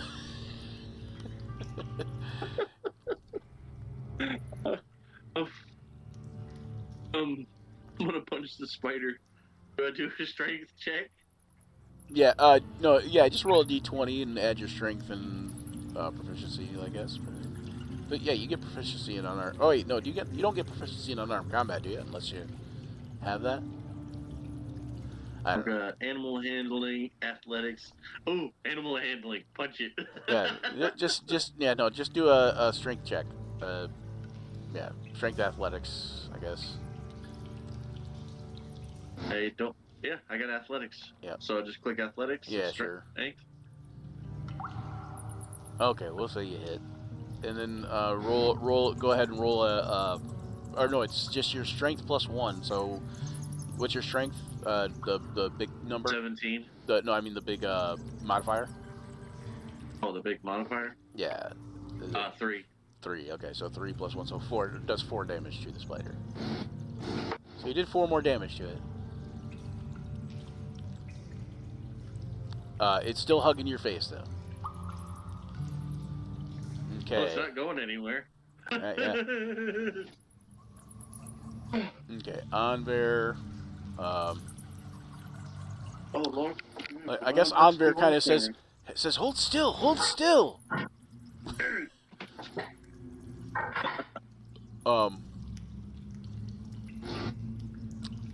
Gosh, I don't even know if Anver would do this. I think he probably would, but only because he's a little bit haughty. But let's try it. Ooh, we shouldn't have tried it. That's okay. He didn't get a 1. He swings at the spider with his dagger and misses. The spider rat. And the giant rat there goes to bite Gael again. And misses. Why is he at advantage here? Oh, I got him at disadvantage. That's right. Okay. And then Melvin, you'd be up. Let's try it again. Can I get another wisdom saving throw? Another wisdom save from the giant rat or the spider rat? The giant rat. Giant DC rat. 13. Giant, yeah. And he fails. That's So 8 necrotic. 8 necrotic. What's the 3 and the 8? Oh, because he's already damaged. Gotcha. Yep. Okay, and then that kills him also. Sweet. We're not gonna save Luther. He's got this handled. Well, I'm kind of scared that whatever I do is gonna kill you. So Well, you can hold your breath for a minute plus your Constitution modifier in minutes. Or rounds. Constitution modifiers too. I think So it's minutes. Minutes. Yeah, You got minutes. 8 Yeah. rounds. Yeah, I think if it's 2, it's minutes. Yeah. So if you can hold it for 3 minutes, then yeah. 30 rounds. Yeah, 30 rounds. Yeah. Yeah, 3 rounds. Each rounds. Okay, 6. so all right, that worked, Melvin. So that's it for you, right? Yep. That is Okay, the and end of then my turn. Gael, All right, now so I am ripping the spider off his furious, face. and I'm going to run over, grab that spider, and rip it off, and swing it into the ground as I rip it off. Okay. Go ahead and make an athletics Strength check. Yep, athletics. Yep. Since you're Goliath, you should probably have a proficiency in athletics. Let's just see if I automatically. roll good. No, I don't. Hey, these rolls are great. Make it to hit roll. Make a d20 roll with your strength at. Okay, got it. Cultural D20. Okay, that would 16 plus 20 is 19. yeah, that would be a hit. Do you want to hit the thing? Yeah, let's punch Okay. it. All right, we'll take that as a punch. And then, what's your strength bonus? 3, you said? 3 is my strength bonus. So 4 more damage. Okay.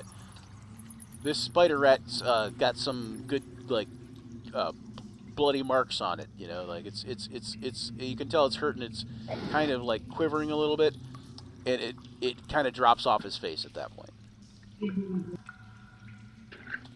But it's still alive. Oh, Luther likes the huggies.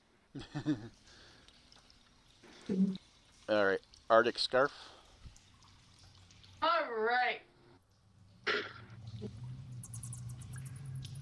Oh, the nasty thing must die, so.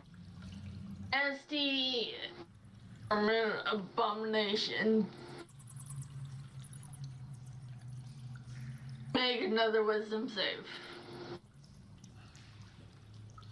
A nasty abomination. Wisdom. 4. That is a fail. Awesome. Big fail. Big fail. Oh, nice. And when you do that, it keels over. I don't know why I can't see the thing. Oh, there it is. It's way over here. Why is it way over there? Okay. Yeah, there you go. You notice that the spider rat has given you guys pause a little bit. Now, 1 second here. Lucy don't like his face huggies too much. This tunnel seems to be an entrance where it looks like many rats have been through before. You see the tunnel leads forward and off to the, well, I guess it'd be the east, or south. No, it is the south. Off to the south, or southeast even, depending. No, I guess it's directly south. But anyways, so it leads forward and off to the south, and then it goes and continues up to the north, like northeast. Are you guys going to continue into the tunnel? Well, it seems like Luther, up front. I want to walk 30 feet and then throw a lit torch down the road. Okay, where do you want to throw it? Just as far as you can? Yeah, just as far as I can. Okay. From this point. Which is, give me you got the ruler up. Can you give me a 30-foot mark to where you're going to throw it roughly?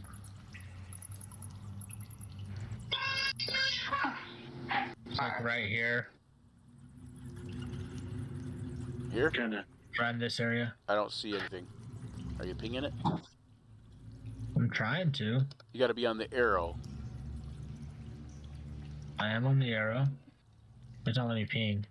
No, I mean on the toolbar. You're on the top tool. Yep. Select move. And It's then you hold that. There you go. Just did it.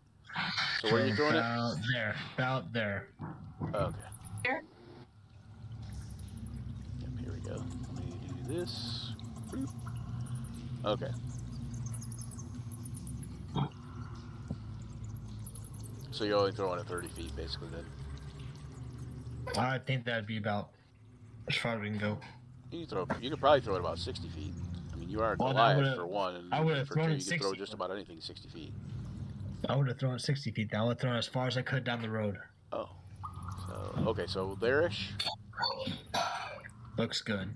Good. Yeah, that's Up ahead, you can see what looks to be another like a normal rat over here, and then you can see what looks to be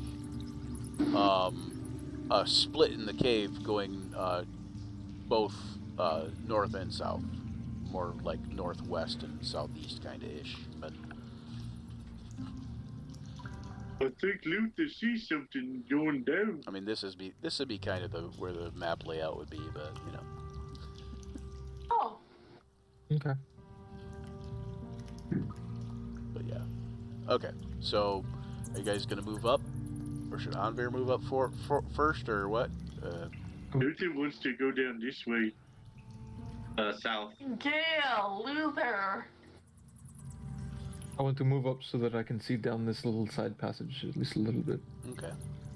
Do this real quick because I think I got you guys on Explorer mode. I don't want you on that exactly necessarily because it messes with stuff. Oh, no. Don't have you on there. Good. It'll sometimes mess with the dynamic lighting if you're on Explorer mode. So All right. I'm gonna get right behind Luther and look down this pathway because we can see forward. We can see up to that torch. Okay. So down that passageway, you see it's like a storage room in there. Hold on 1 second. Let me make sure I got something set up here. Oh, yeah, I forgot to do that. Yeah, 1 second. My bad.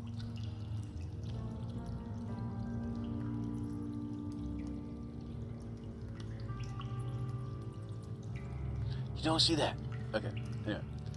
I don't know if you saw it before, but okay. So there's a storage room in there. You see large, musty wooden barrels lining the walls of this cave room. Piled atop the barrels or propped beside them are smaller casks of wine and ale. A small leather book sits on one of the barrels alongside a small vial made of glass containing like a strange yellow liquid. Kind of a glowy yellow liquid. Gale is going to run in and find and grab the yellow liquid thingy. Right behind him. Not break it, but I'm just gonna pick it up. So wherever it is in here. Beer! Luther found beer, he thinks. Yeah. So what are you doing now? Searching, looking around for anything interesting beyond. Probably looking at the book. I was gonna say you said Luther used or who'd you say looked at the book? Gale.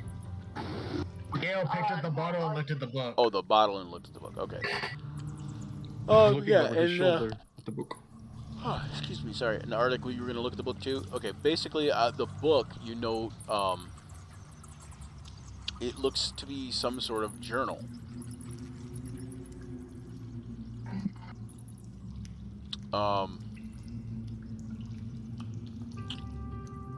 You open it and you read the words, "I have finally perfected my potion of rat domination. Unfortunately, the ingredients must be harvested from the fungus chamber, and it's impossible to identify the deadly violet fungus hiding there. Many of my minions have perished collecting what I need. My genius knows no bounds, however. My latest creation, the mighty rat bear pig, is a complete success. Its keen snout can safely sniff out the violet fungus, so I can avoid them and collect my ingredients unharmed. The potion of rat control ingredients, yellow puffball and weeping wig, both found in the fungus chamber. The ingredients are then distilled and mixed in my lab to create the potion. Don't forget. Always forgetting. Damn, that old voice is buzzing."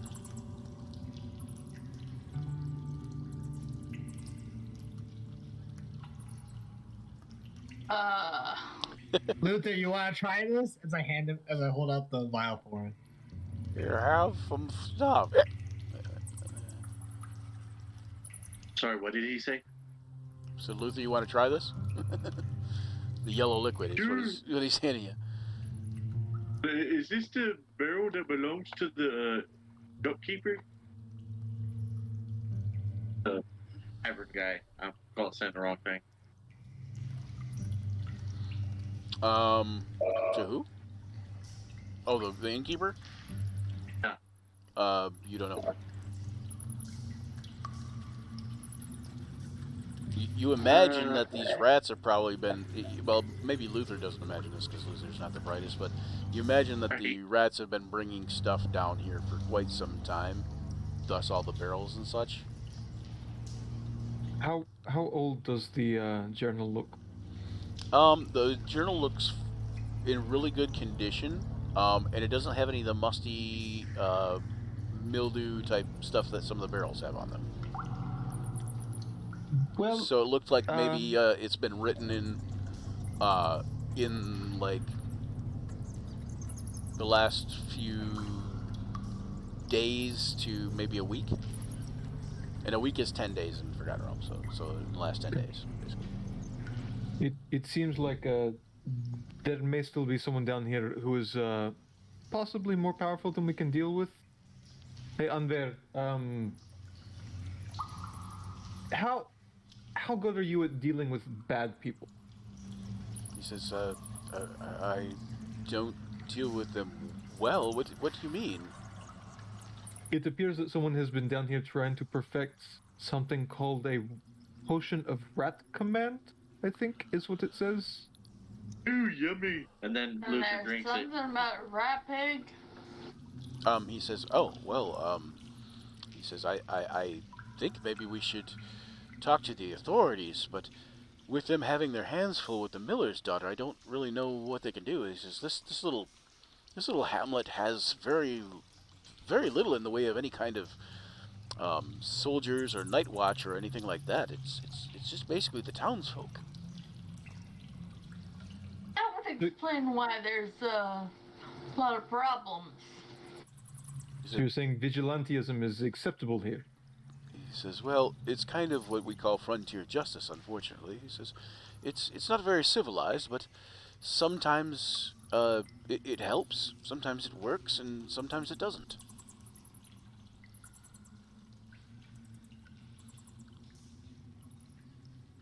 Well, I'll leave it up to the group. Do you think we should try and communicate this with the city officials, or do you think we should take care of it ourselves?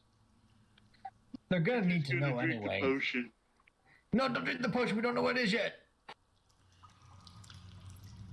It's too late. Luther already drank it. I say that. Okay, you're gonna drink the potion? Okay, so Luther drinks it. Okay. So Luther, you kind of feel a little bit weird at first, and you kind of feel like almost like you've had an awakening, so to speak. And at first you think maybe you got into some strange pipe weed. And suddenly you can hear, every once in a while off in the distance, you can hear a chittering of a rat. And you can understand that this rat is talking about, how long till the master completes his plan? Did you hear that? We should leave until we are promised more money Did you or hear that? something in return to dealing with this problem. I mean, greed isn't everything in life. Sometimes it's just fun to have an adventure. Did Yeah, you hear adventure doesn't fill my belly. Did you hear that? It's like Luther just keeps asking, did you hear that? Honestly, Luther, I can't hear anything over your stomach growling, so we need to get you some food. You should have eaten more upstairs. that? Okay. We should go get the grubs. You know, I wonder if those are edible. I wonder if that rat's fire is edible. You know, rat stew is pretty good. Okay, so I gotta check something for you guys here real quick. Can Luther grab this barrel and, like, present it to the innkeeper, or is it too heavy to carry? I'll help you. Let's lift on 3. What comes next? Okay, so you're gonna put the barrel that rolled down the stairs. You're gonna take that back up there. And Luther wants to go take it back real quick. 3. Okay. I'm helping Luther pick it up. Okay, so you guys take that back up to the stairs. Well, not the stairs. It's just more like a tunnel, really. But Yes, back to the entrance of the tunnel so we can come back here real quick. okay, so you just take the barrel back over toward the entrance. You say, like this over here. Yeah, so that way, you know, it's visible to the innkeeper. But like, hey, look, we got your stuff back. You know, still gives me time to come walk back over here or whatever.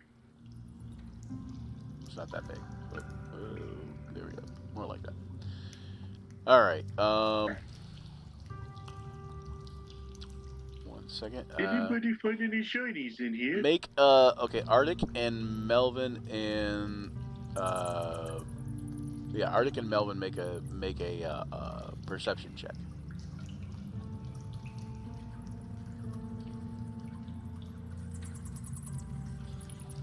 21. Okay. And Arctic 18. Okay. So you guys notice that right there by your feet, there's a sort of panel, and it is hooked to something on the ceiling. Not 100% sure what is going on with it, but it is obviously some sort of pressure plate. Make an investigation check for somebody if they want to. Either Melvin or Stephanie, if you want to make an investigation check, you can. Stephanie, do you mind if I do it? I have really high intelligence for it. Sure. Go for it. You both can do it if you want. But... Oh, okay. I didn't know. Or if you both have investigation, one can help the other. Yeah. Okay. So 19. You realize it's hooked to an axe that's on a pulley system, and it is some sort of trap. And you kind of decide that it's probably best to tread lightly, as it were. Hey, folks. There is a trap here, so don't step right here. All right. Just kind of walk around this area. There's a small panel here. It triggers an axe. Now you notice that you guys have walked through there already, like a couple times, except for Onbear. Onbear didn't actually walk through, but you guys notice if you walked through there a couple times already, and the trap didn't go off. So you're fairly certain that, just from the investigation, that the trap is rusted stuck. So let's keep the weight down. But you don't know. Yeah, you don't know that it will stay that way. So I head back. Really Go ahead. I said I'm gonna head back when I hear over to them from the barrel, because the barrel's right there, and I want to look up at this axe, see what type of axe it is. Is anyone We're able just to gonna kind of disable wander traps? right here. Anybody able to disable traps? Baroque was, but I mean he's upstairs now, so I mean. Yeah, Baroque was. Let's see. I can't.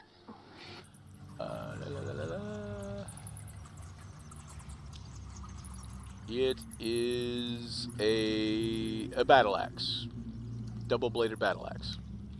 It's attached by ropes, correct? It is hooked to a pressure plate and hooked to this is suspended to the ceiling along ropes and pulleys. You can tell that once it's triggered, the blade will just swing down like a pendulum at anybody standing on the pressure plate and kind of just like chop them. But it's also very like a big battle axe. Like you wouldn't be able to just carry it, and it's also been modified. Well, actually, the Goliath probably could, but it's been modified to hook up to the trap too. So, guys, I want to try it. Okay. Your idea? Oh yes, I have an idea. So everyone kind of clear out of this little area right here. This is kind of the kill zone, and I want to shoot a firebolt up into the mess of ropes holding the battle axe up. To see if I can burn through the ropes. Okay. Onbear also lights a torch and tosses it in here. Nice. Just over in the corner, kind of. Put it right there-ish. I don't think there-ish.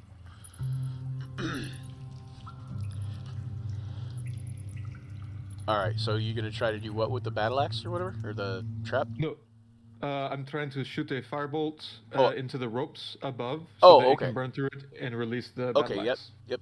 Go ahead and make a to hit at advantage. It's a stationary object. Okay, so that's first roll, and then there's second roll is 15. Okay, so 15 would hit, and it catches fire, and it although technically raw, it might not burn because it's being held by an axe. No, I'm just kidding. Sorry. No, so it catches fire, and it takes a couple seconds, and it burns, and it cracks, and then the axe like kind of slips, and it goes, and kind of like stops for a second, and just like you can tell it's just kind of like rusted in place kind of thing, and then it goes, swoosh, and just like swings through and starts swinging back and forth like a pendulum, and like slowly comes to a stop.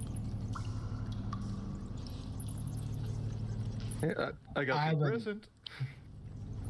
I want to go over and pull the axe out of that and have this fight. Okay, so you know that the uh, uh,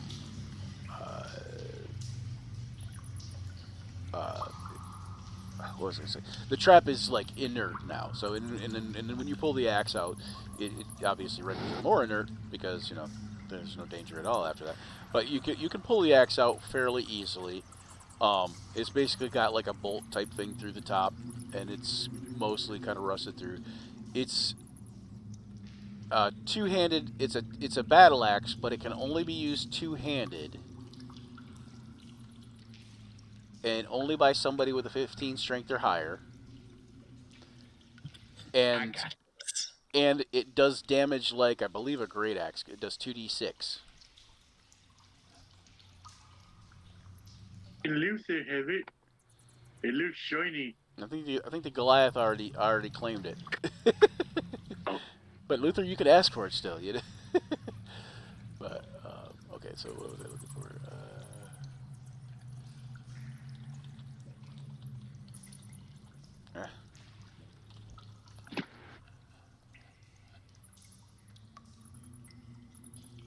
Ah, what? Do you mind if I take a 2-minute break Yeah, to the actually, if restroom? everybody wants to take 5, that's probably a good idea. We'll go. We'll put the BRB screen on, and if everybody wants to take 5, we can take a break, and we'll be back in a little bit. Okay. Sounds good. Sounds Thank you. good. Let me put on BRB. I'll be right back to you guys.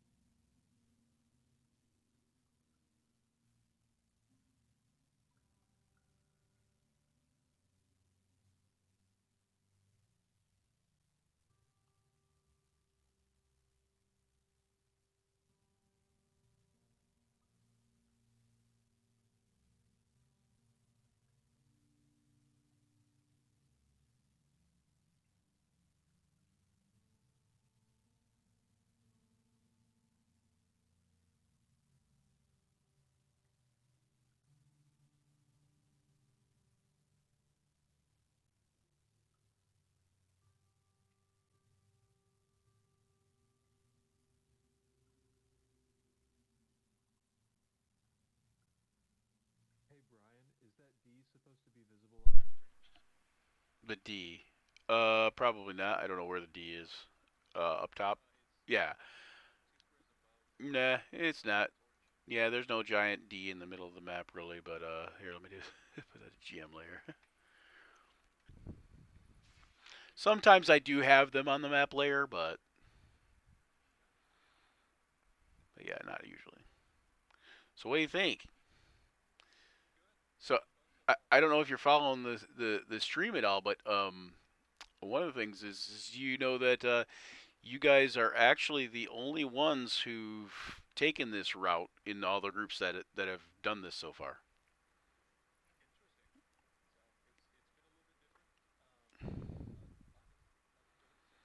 Yeah, and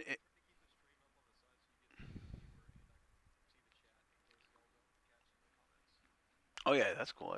That's a good idea. I didn't even think about that.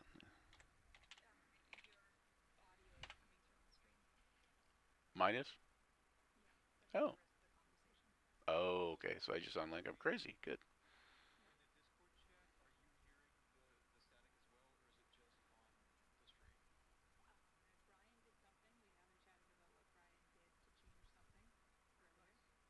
Check, check.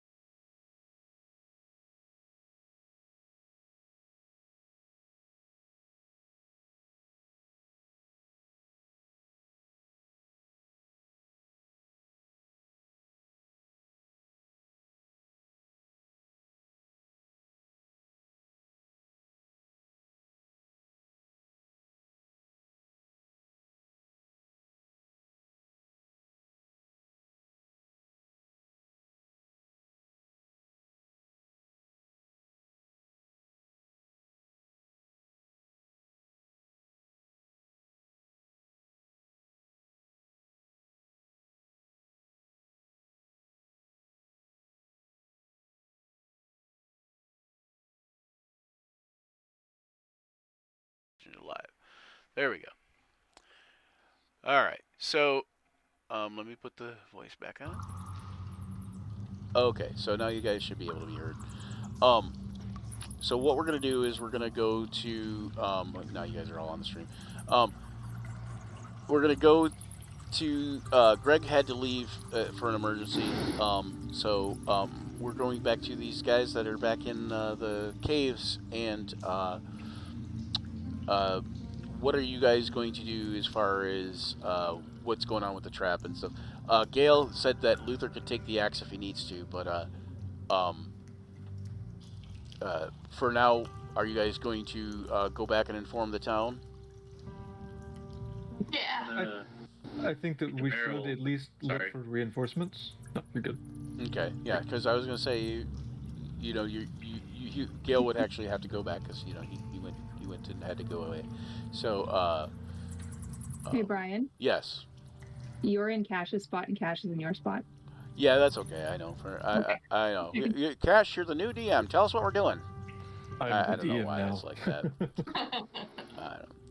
All right, so you guys are gonna go back to town essentially, or back upstairs and tell everybody what's going on, and let everybody know that you might need reinforcements, and there might be a little bit more. This whole rat thing might be a little bit more in depth than what you initially thought. Yeah, we need a little more pay compensation. Okay. All right. Back one of the bodies of the rat spiders, be like, this thing was on my face. Didn't like it. Yeah. So, all right. So you guys go back up there to the tavern. Here, we'll put you in the tavern again. And Tofnir basically, of course, you guys got free room and board for the night, and he's like, and it's getting late, and he says you guys could go look for the mayor's daughter in the morning because she's come up missing. Mayor's daughter, or the miller's daughter. The miller's daughter. Sorry, yeah, the miller's daughter. The miller's daughter in the morning because she's come up missing. Oh, why is this? This is so weird. Why is she not there? I don't know. There it is. I don't know why she's missing. Anyways, yes, I must have made her disappear somehow. So yeah, you guys tell them, and Toftir says that you're welcome to stay the night and get a good rest, and start fresh in the morning. Sounds like an excellent plan. Okay, and then we will. Yeah, sounds good. We will either see where this goes in the future, but that we're gonna end the audition there, and then we'll either see where this goes in the future, or maybe we'll just leave it. It'll be one of those mysteries of what happened to the miller's daughter, or what happened with the rat situation in the cellar, and yeah. What happened to the miller's daughter? What happened in the cellar? Meanwhile, at the Hall of Justice. Radio Opera.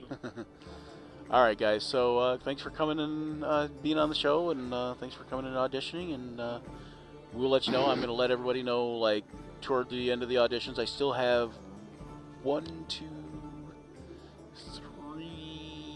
3 people to audition at least. Maybe if they were available today, I'd just be like, hey, they could be your backup. She's like, hey, get him on the phone. No, but all right, that's them now. You hear my phone ringing? So, anyway, so yeah, we're gonna end the stream there, and hope everybody had fun. Absolutely. Thank you very much for doing this. This is great. Thank you. Can't wait to see more of this. All right.